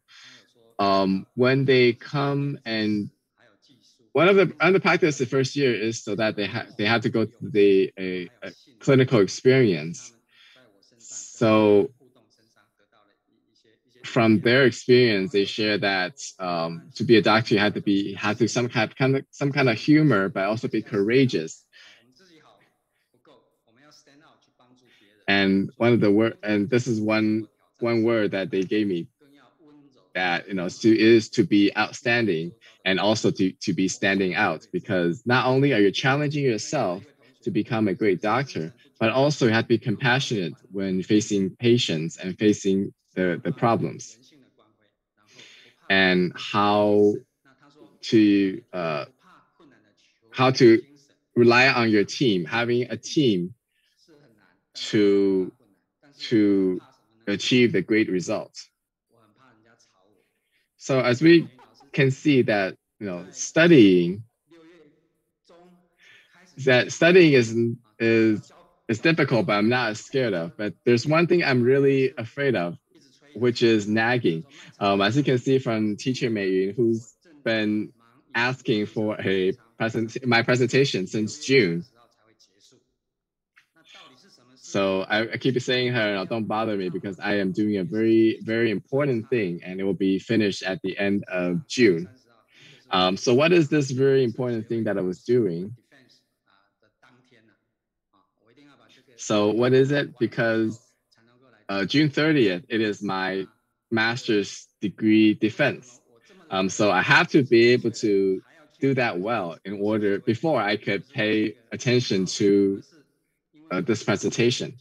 So why, even though I am still, going to school, still taking a master's degrees. Well, because but it is because through treating these patients that it had opened a whole new world for me. And so in order for me to learn more about the pathology, about what caused their disease, I decided to go back to school even though I was in my 50s at that time. So finally, 7 years later, I was able to achieve what I set out to do. So like we shared, is live to learn, but also you're live to learn. And I'm very grateful for my guiding professor. So after the defense, I gave her one of the book, and I was shared that I was very grateful that I share that I was able to take my scattered experience clinically and to bring it all together into this thesis, this paper. And after getting my degree, I made me think about 30 years ago when I graduated from Taipei Medical School. And because my parents, they were busy raising chickens, so they couldn't join me at my graduation. So I have to bring my graduation gown and come into the chicken coop and take pictures with them. So when I see these pictures, I'm very touched. My dad even put on his tie, and my mom would dress up and it would take this picture in the chicken coop with the chickens, and it kind of as a proof that we come from a poor family, but it doesn't matter where you come from. With hard work, you can still reach what you're setting out to do. So June 3rd it happens to be my birthday. It's also the third day after I got my degree. And I thought that 30 years ago, when I brought this gown and took pictures in the chicken coops, and my parents never had a chance to go to school or to wear these gowns. So I borrowed 2 gowns and on my mom's on my birthday and take the parents with my parents. Even though it may seem a little ridiculous, but it's to share my gratitude to my parents. And much like the scrolls are written on the door,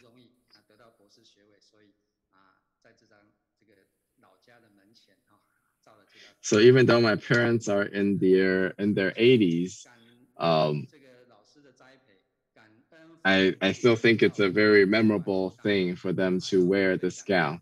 So I would like to share my gratitude to my teachers, my parents, and most importantly, to my patients, to the people, because without them, their suffering and without having their illness for me to treat, I was never able to learn from them and to take that and use that in my research. So to these patients, I have the utmost gratitude for them as they share their suffering, as they presented their suffering for me to learn to treat them. So lastly, let me go back to this statue. And I brought my youngest daughter back as an ending. And this picture, as you can see carefully, you can see a lot of memorable points. And you can see that the Jingsi halls behind you and the medical care in front, and my relationship with Superintendent Chen, as well as the next step, the next relay, which who is my daughter. So you can still see that for in the medical career, it is still a long way to go. And lastly, I would like to hope that the COVID pandemic could cool down soon and everyone will be able to join face to face again.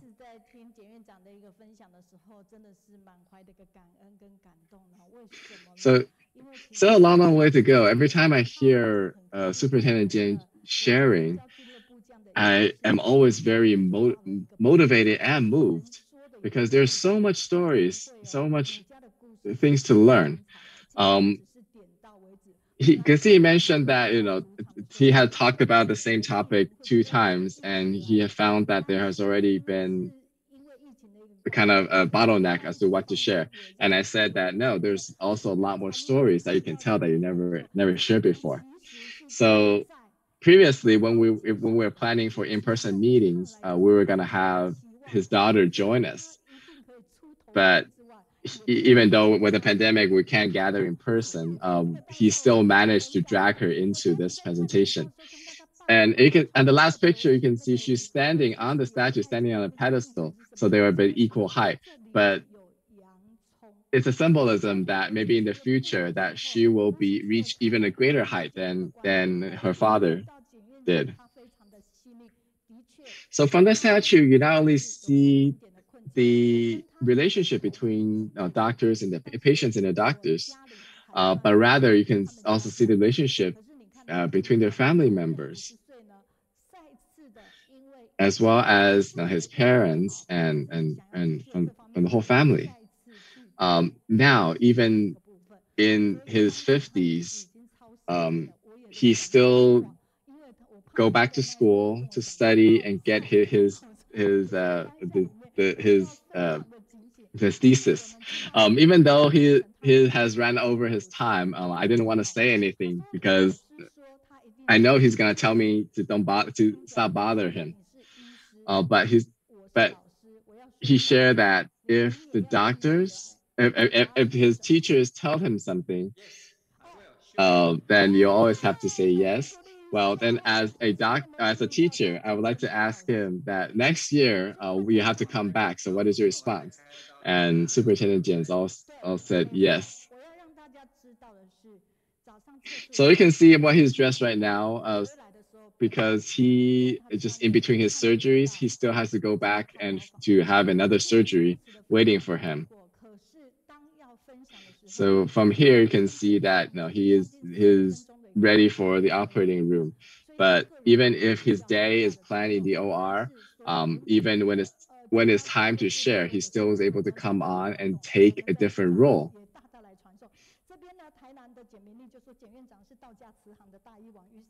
So I like to kind of share some of the feedbacks from a listener or our viewers, sharing that he is like a living bodhisattva, how he's using compassion to treat the patients and to help other people. And from our viewers in Thailand, we're sharing how Superintendent Jian was able to use the Dharma he learned from a master and put that into practice as in practicing humanistic medicine.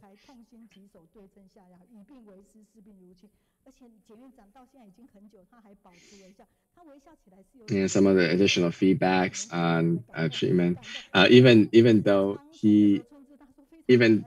it's been 40-some minutes, he still has a smile on his face.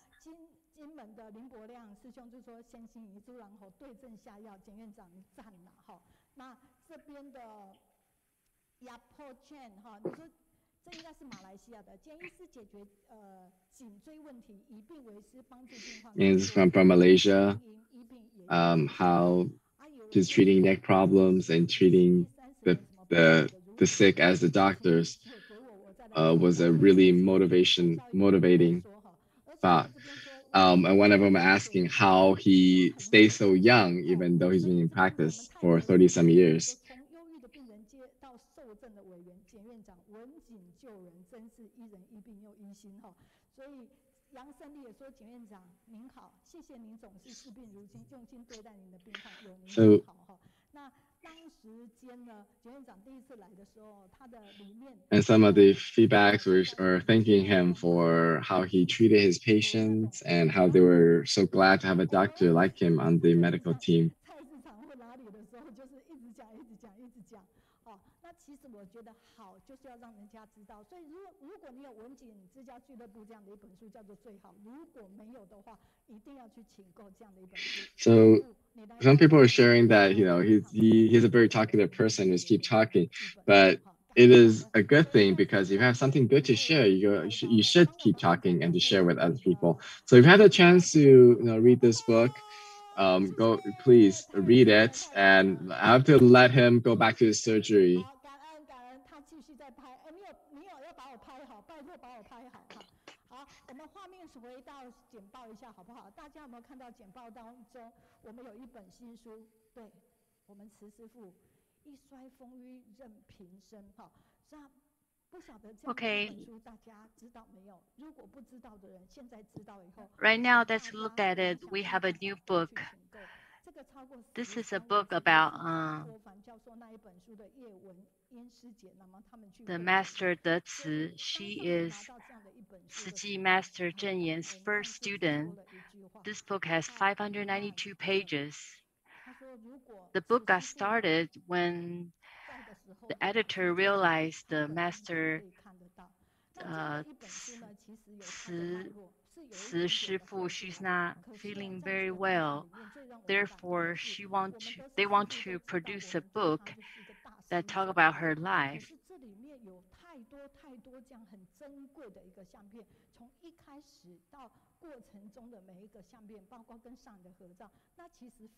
We treated this master as the number one student from the master Zhen Yan.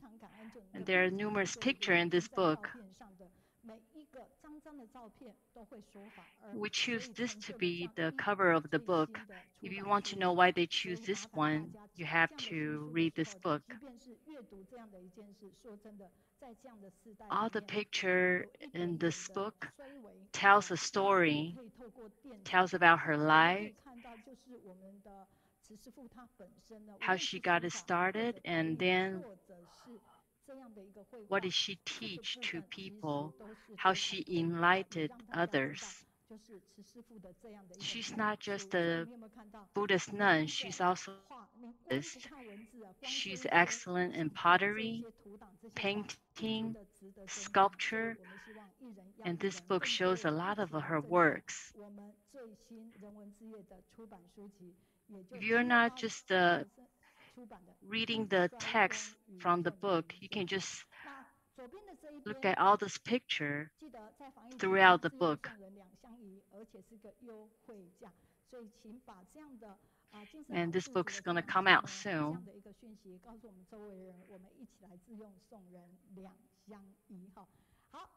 And this one, the picture on the left, this is a goodie box that we prepared to give out to friends and family. It has all the snacks, the very healthy snacks, all the nutritious stuff that you can give to your friends or family.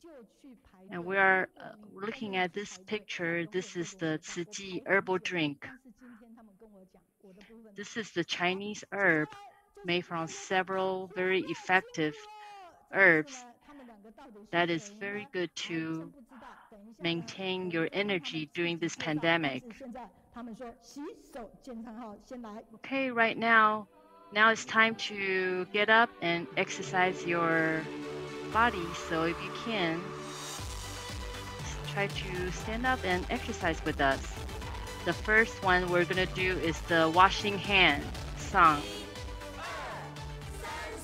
And let's move your body and give yourself a little break.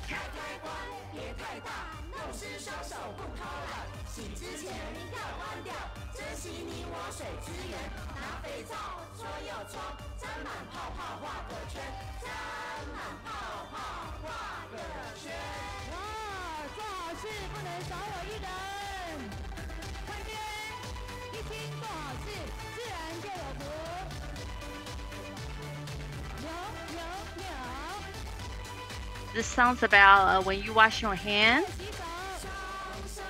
put the soap in between your palm and make sure it's all bubbly.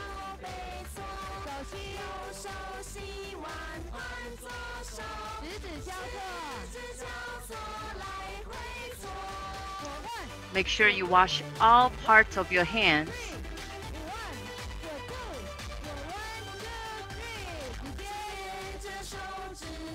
Massage your hands front and back.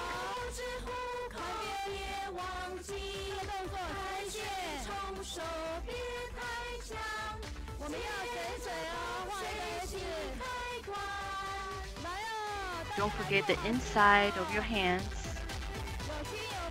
And when you wash your hands, the water pressure, don't make it too strong. As long as you can, all the water is touching throughout your hands.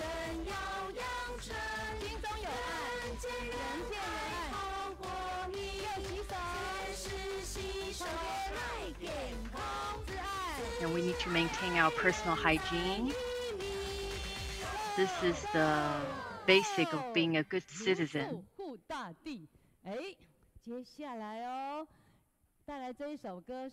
That way we don't contract the disease and give it to others. We have next sounds coming. What is it?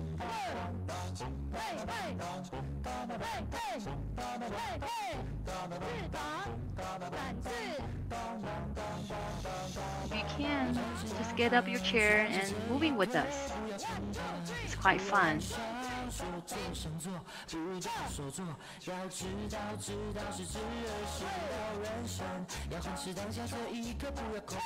Once a week we get to be with each other and we learn some new knowledge and we get to exercise together. How fun is that?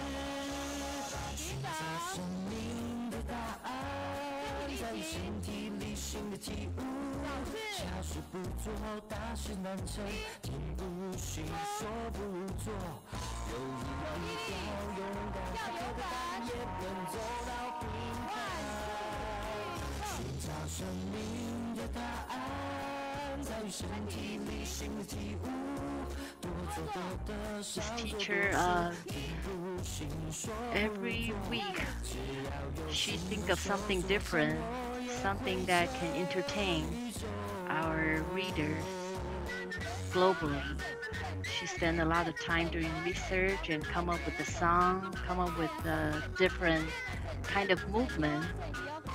We really appreciate she's being here and helping us to get a very nice healthy body through this exercise.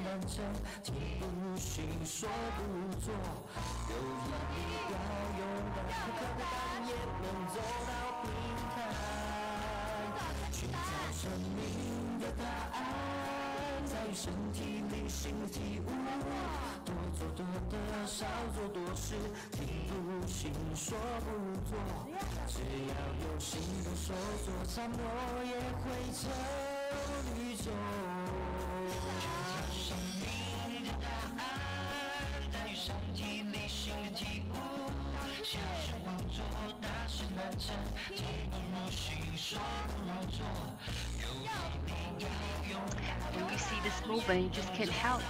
Just want to get up and dance with her, isn't it?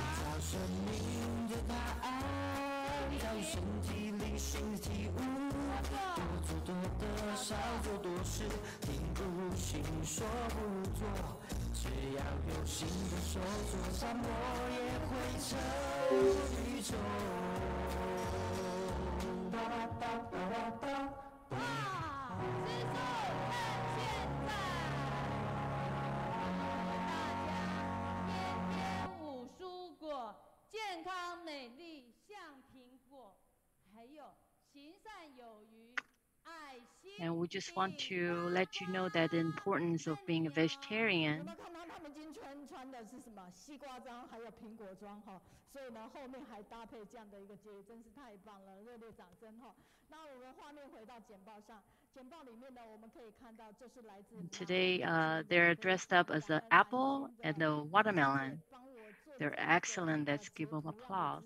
在上个星期的时候，他们是这样子跟着哈，所以非常感恩你们。 And you can see from this picture, this is the book club from Nanjing, China.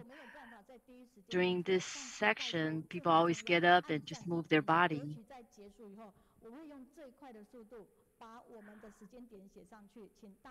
We're getting so much feedback from the superintendent, Jian. He gave an excellent speech today. We really learned a lot from him. And I cannot say it all.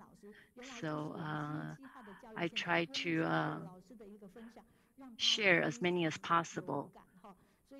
But right now, this is the feedback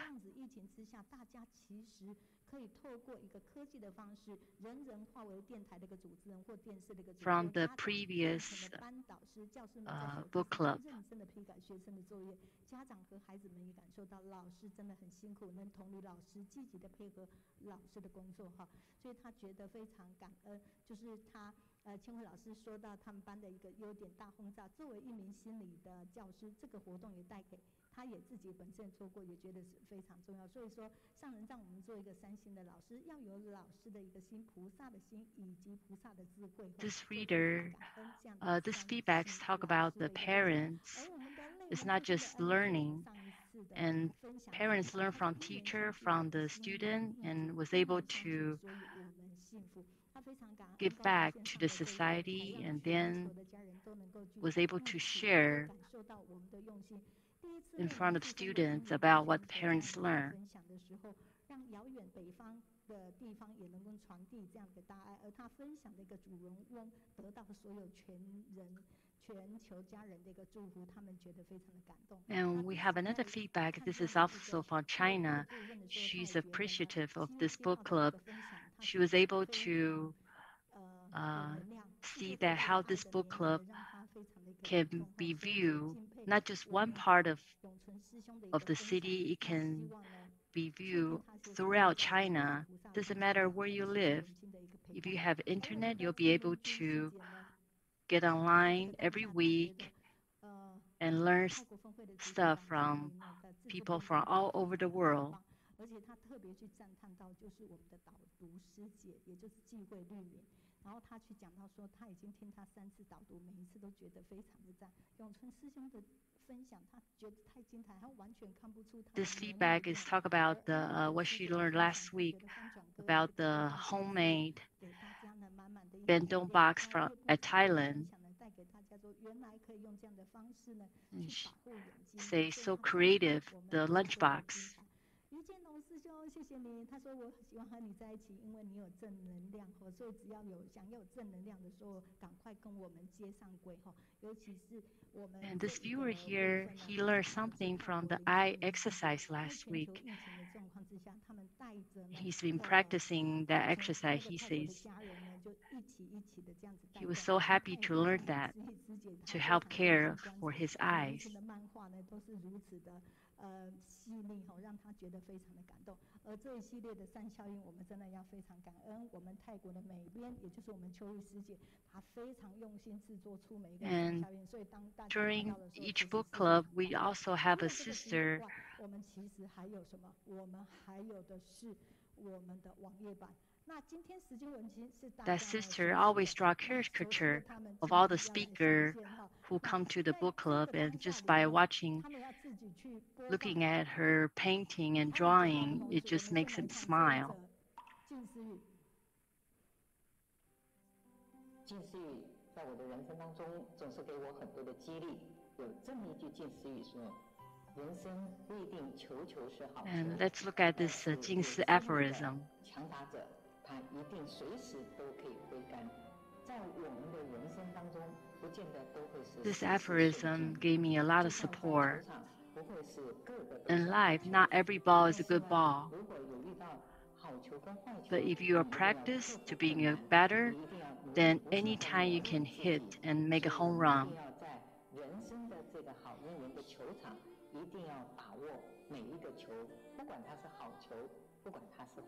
In life, you will receive good ball or bad balls, but you just have to, doesn't matter whether good or bad. If you keep doing your best, you will become the best better. And I want to share this aphorism with you.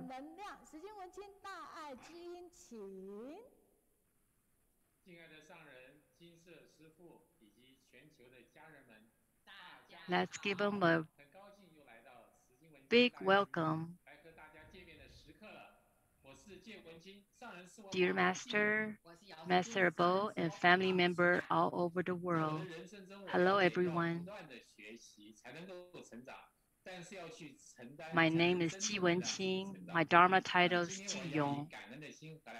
My name is Shijing. My Dharma title is Ciya.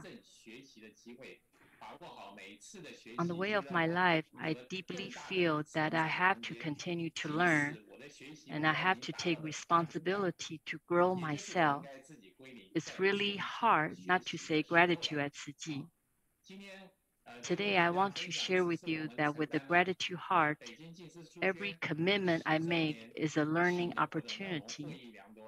Every time I learn, I have room for growth. Even if the goal of the learning growth is to reach 100%, it's a chance to go to 0 and learn again. Today, I would like to share with you that we have undertaken the 10th anniversary celebration of Beijing Bookstore and let us not only learn about, also benefit a lot as an example to share with you. There are many good friends through Facebook and YouTube watching on different platforms.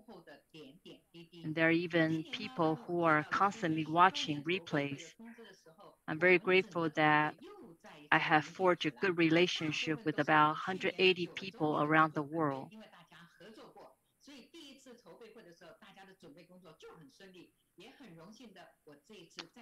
Now, I'm going to share with you the behind the scene of the live broadcast.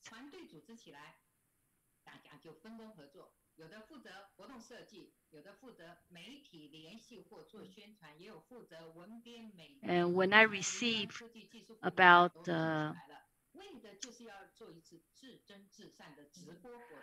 when I received the notice of the 10th anniversary preparation meeting, I was so glad, and I was invited as a host again.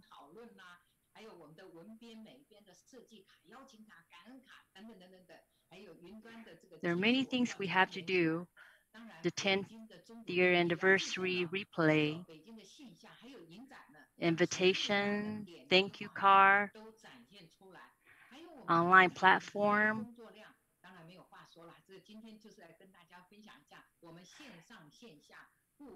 So there's so many things going on. There's also a film festival at Beijing.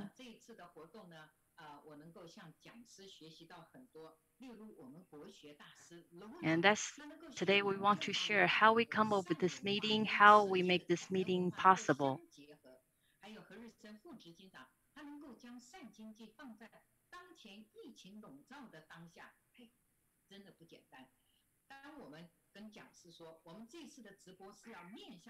We also invited the Deputy CEOs, He Rishen, and also a very respected master of Chinese study.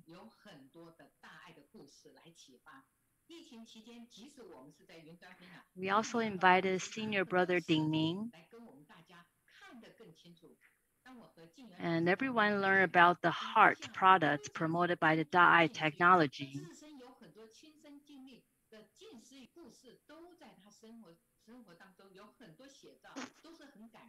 And when I communicated and interacted with the teacher Jing Yuan, I found that she's not only compiled Jing Si aphorism, Many stories she has personally experienced are touching stories that make good use of Jingsi aphorism in her life.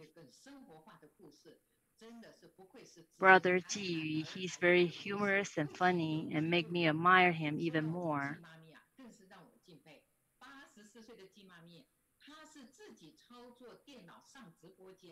And his story is worthy to learn. He has so much life stories. And also, speaking of the adorable Mommy Ji, I admire her even more. She's 84 years old. She operates the computer herself. She even does her own makeup. The night before our event, she sent me a text. It was like midnight, and I was so surprised. I couldn't believe how dedicated she is.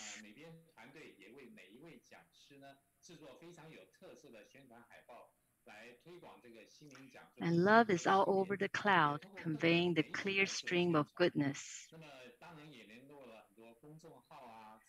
And here are our fascinating flyers. We're able to promote through different marketing technique.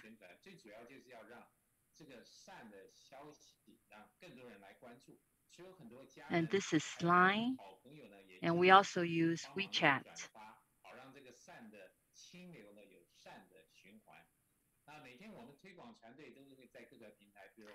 We have many friends and family share these news throughout their own Line group. So every day our promotion team will send out promotional messages on various platforms such as WeChat, Line, Facebook, WhatsApp, Instagram.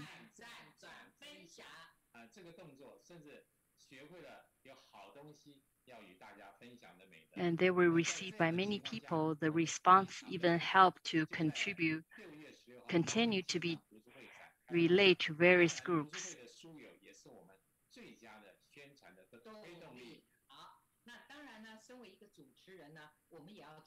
Our first one was on June 16, and this is a platform that's the most effective one.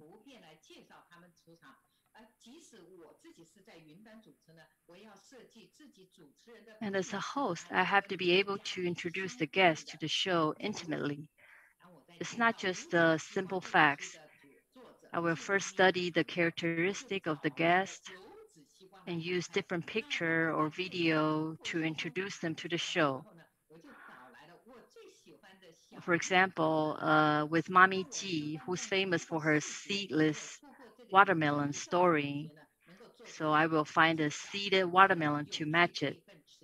And when we talk about tea with Brother Zhongho, I found my favorite Shijing black tea to cooperate. So the audience have a better introduction effects.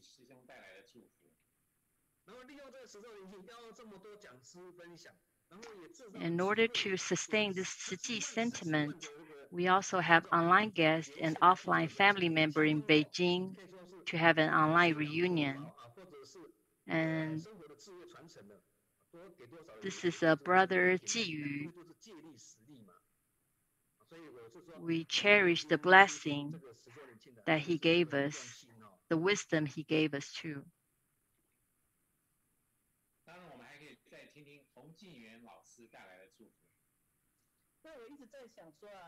And he talked about how dedicated this Beijing book club, bookstore. And this is a video clip from Sister Jingyuan.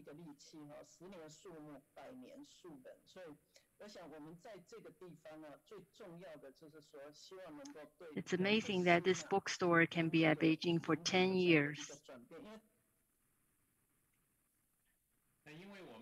I'm looking forward to the next 10 years, maybe 100 years.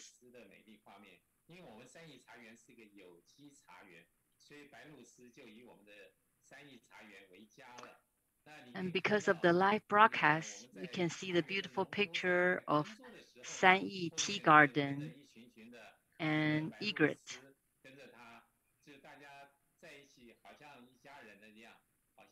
And it's really warm to see this group of egrets are the family of the tea garden and the farmer, they're working together.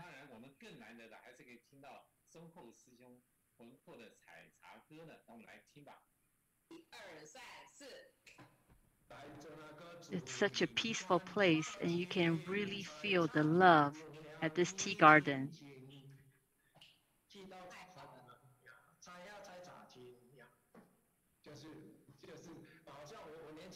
And what's more rare is that you can hear the vigorous tea picking song of Brother Zhong Ho, and he's singing us live during the event.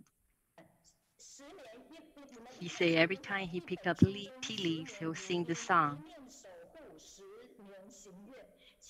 And I'm also grateful for the blessing brought by teacher Meihua.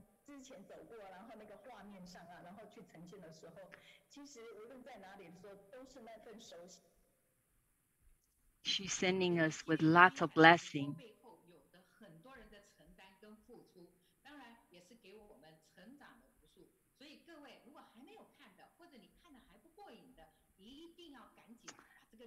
Behind a series of wonderful broadcasts, there are many people's commitments and contributions.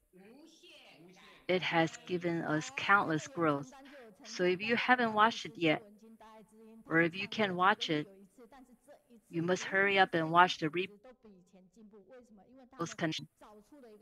Sure, we are very grateful that I have the commitment and the opportunity to grow. Infinite gratitude.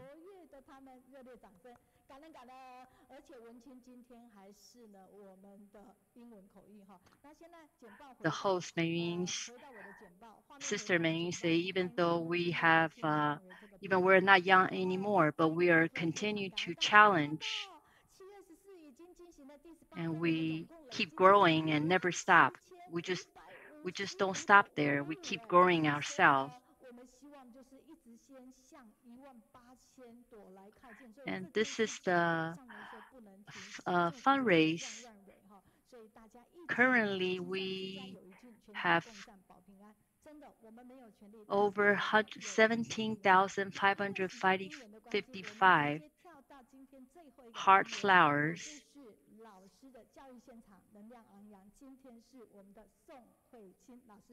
Even though, due to the time, limited time, let's jump to the next and the final segment.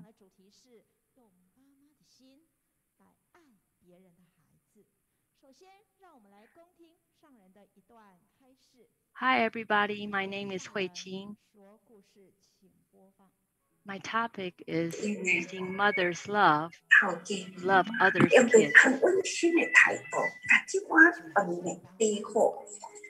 The next day, the same time, the young man came. He also bought the same, just one bowl of rice. The store owner said, "Young man, you are not from local, right?" "No, I'm coming from the countryside. I'm come to study here.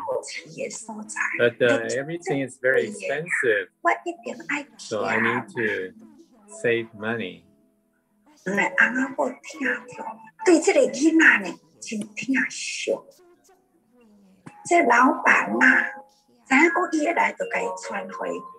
Every time he will prepare some extra food put in the rice. Sometimes put the egg, sometimes put. Every time he bought another bowl of rice to bring back. He said it's for the next meal.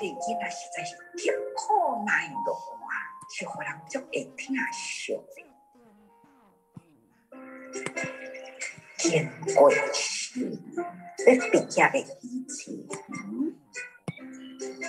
就少年人就来到头家面讲感恩啊，互你真甲我照顾，将来绝对呢，记住你的坚持。I really appreciate your help. 你这个囡仔，目屎真互人会听，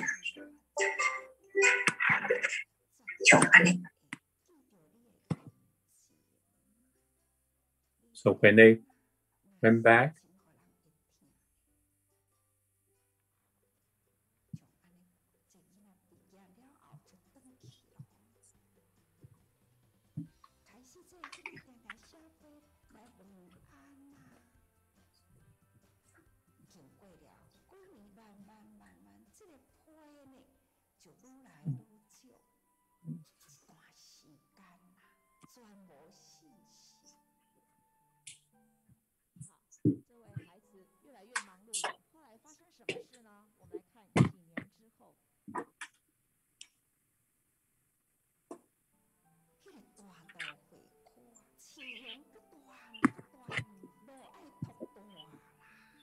a few years later,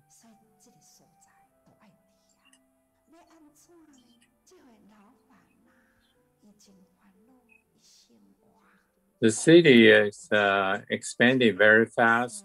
The road needs to be broadened, and the place of the cafeteria can be renovated. So the owner of the store, he really worried about his own life. One day, there's a person with the suit coming. Are you the owner of the store? My general manager wants to see you. He knows the place gonna be renovated. And we have a lot of employees in our company. So we also need a cafeteria. So you are welcome to open the cafeteria in our company. And would you like to do it?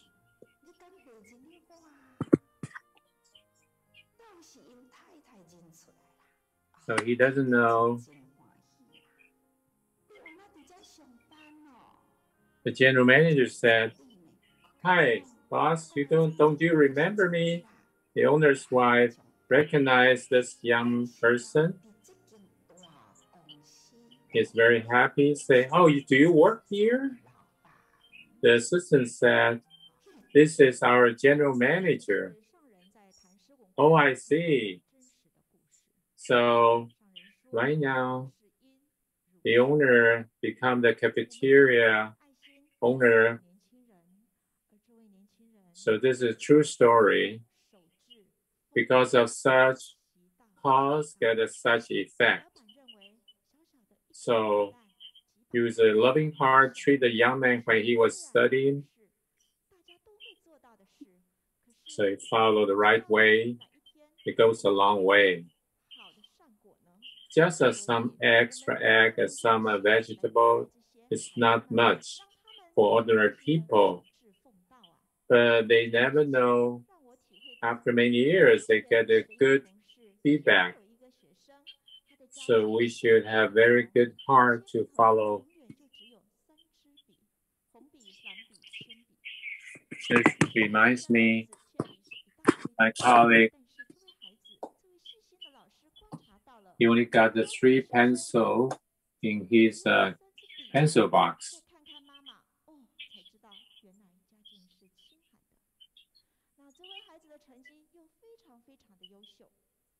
How come a student only got 3 pencils? So when he saw the children's mother, is very poor family, come from poor family. He got very good study score in school, and he is got righteous mind.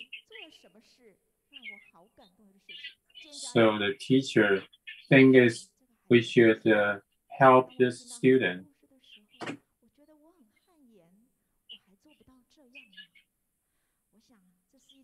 So help him become a tutor. using a mother's heart to love other people's children.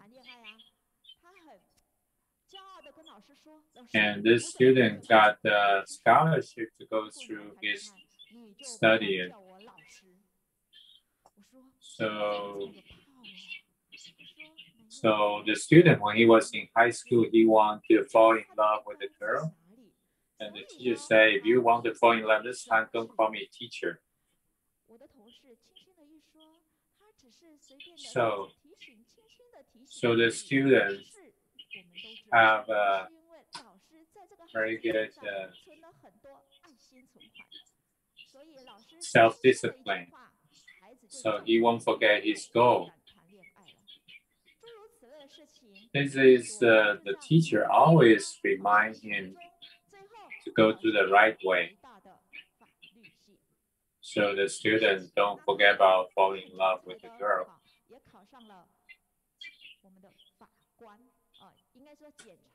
Later on, he got in very good high school and got very good college. And also work in the court, become a judge. So this is a good spirit we should follow. It is because the teachers love, teachers care. The student said, can I pay you back? The teacher said, if you want, if have capability later, it just pass the love to other people. Before, there's in my home, there is a student rent a place at my house. My mother always takes care of this child as her own child. So the student live in our home like their home.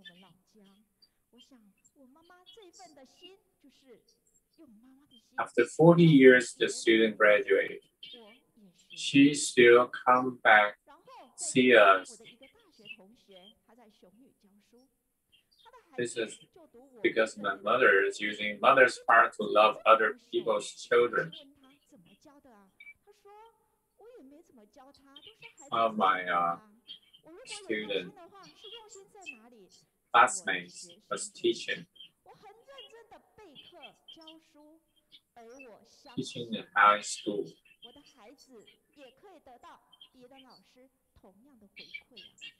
So he very diligent on his work as a teacher and treat her student as truthfully. So if my master said, if you use mother's heart to love other people's children, use Bodhisattva's wisdom to teach your own children. Master Zheng said, don't just take care of your own child. If other people's child is not well taught, they may hurt your child. So we should teach, exchange children to teach. Once we set a good model, and other teachers will use the same heart to teach our children. I really appreciate your listening. Thanks very much.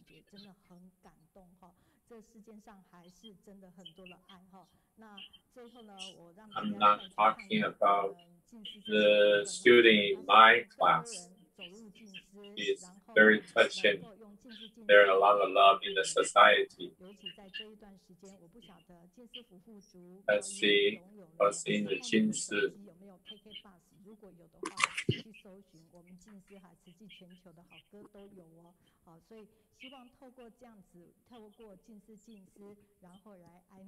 If your phone got a ticket bus,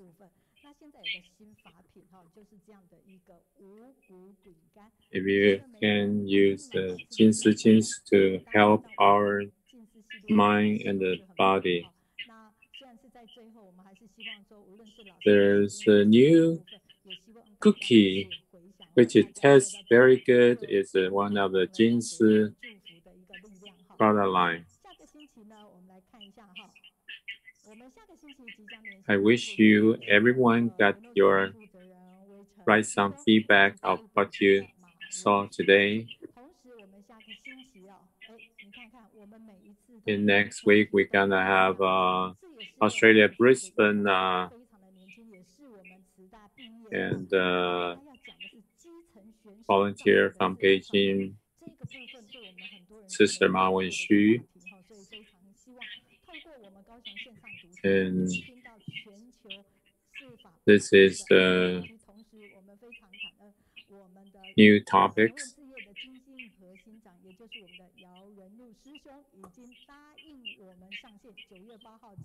You see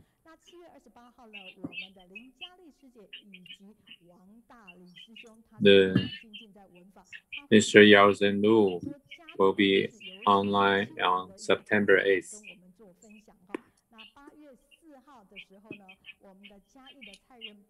Sister Wang Daling, brother Wang Daling, is a parent-child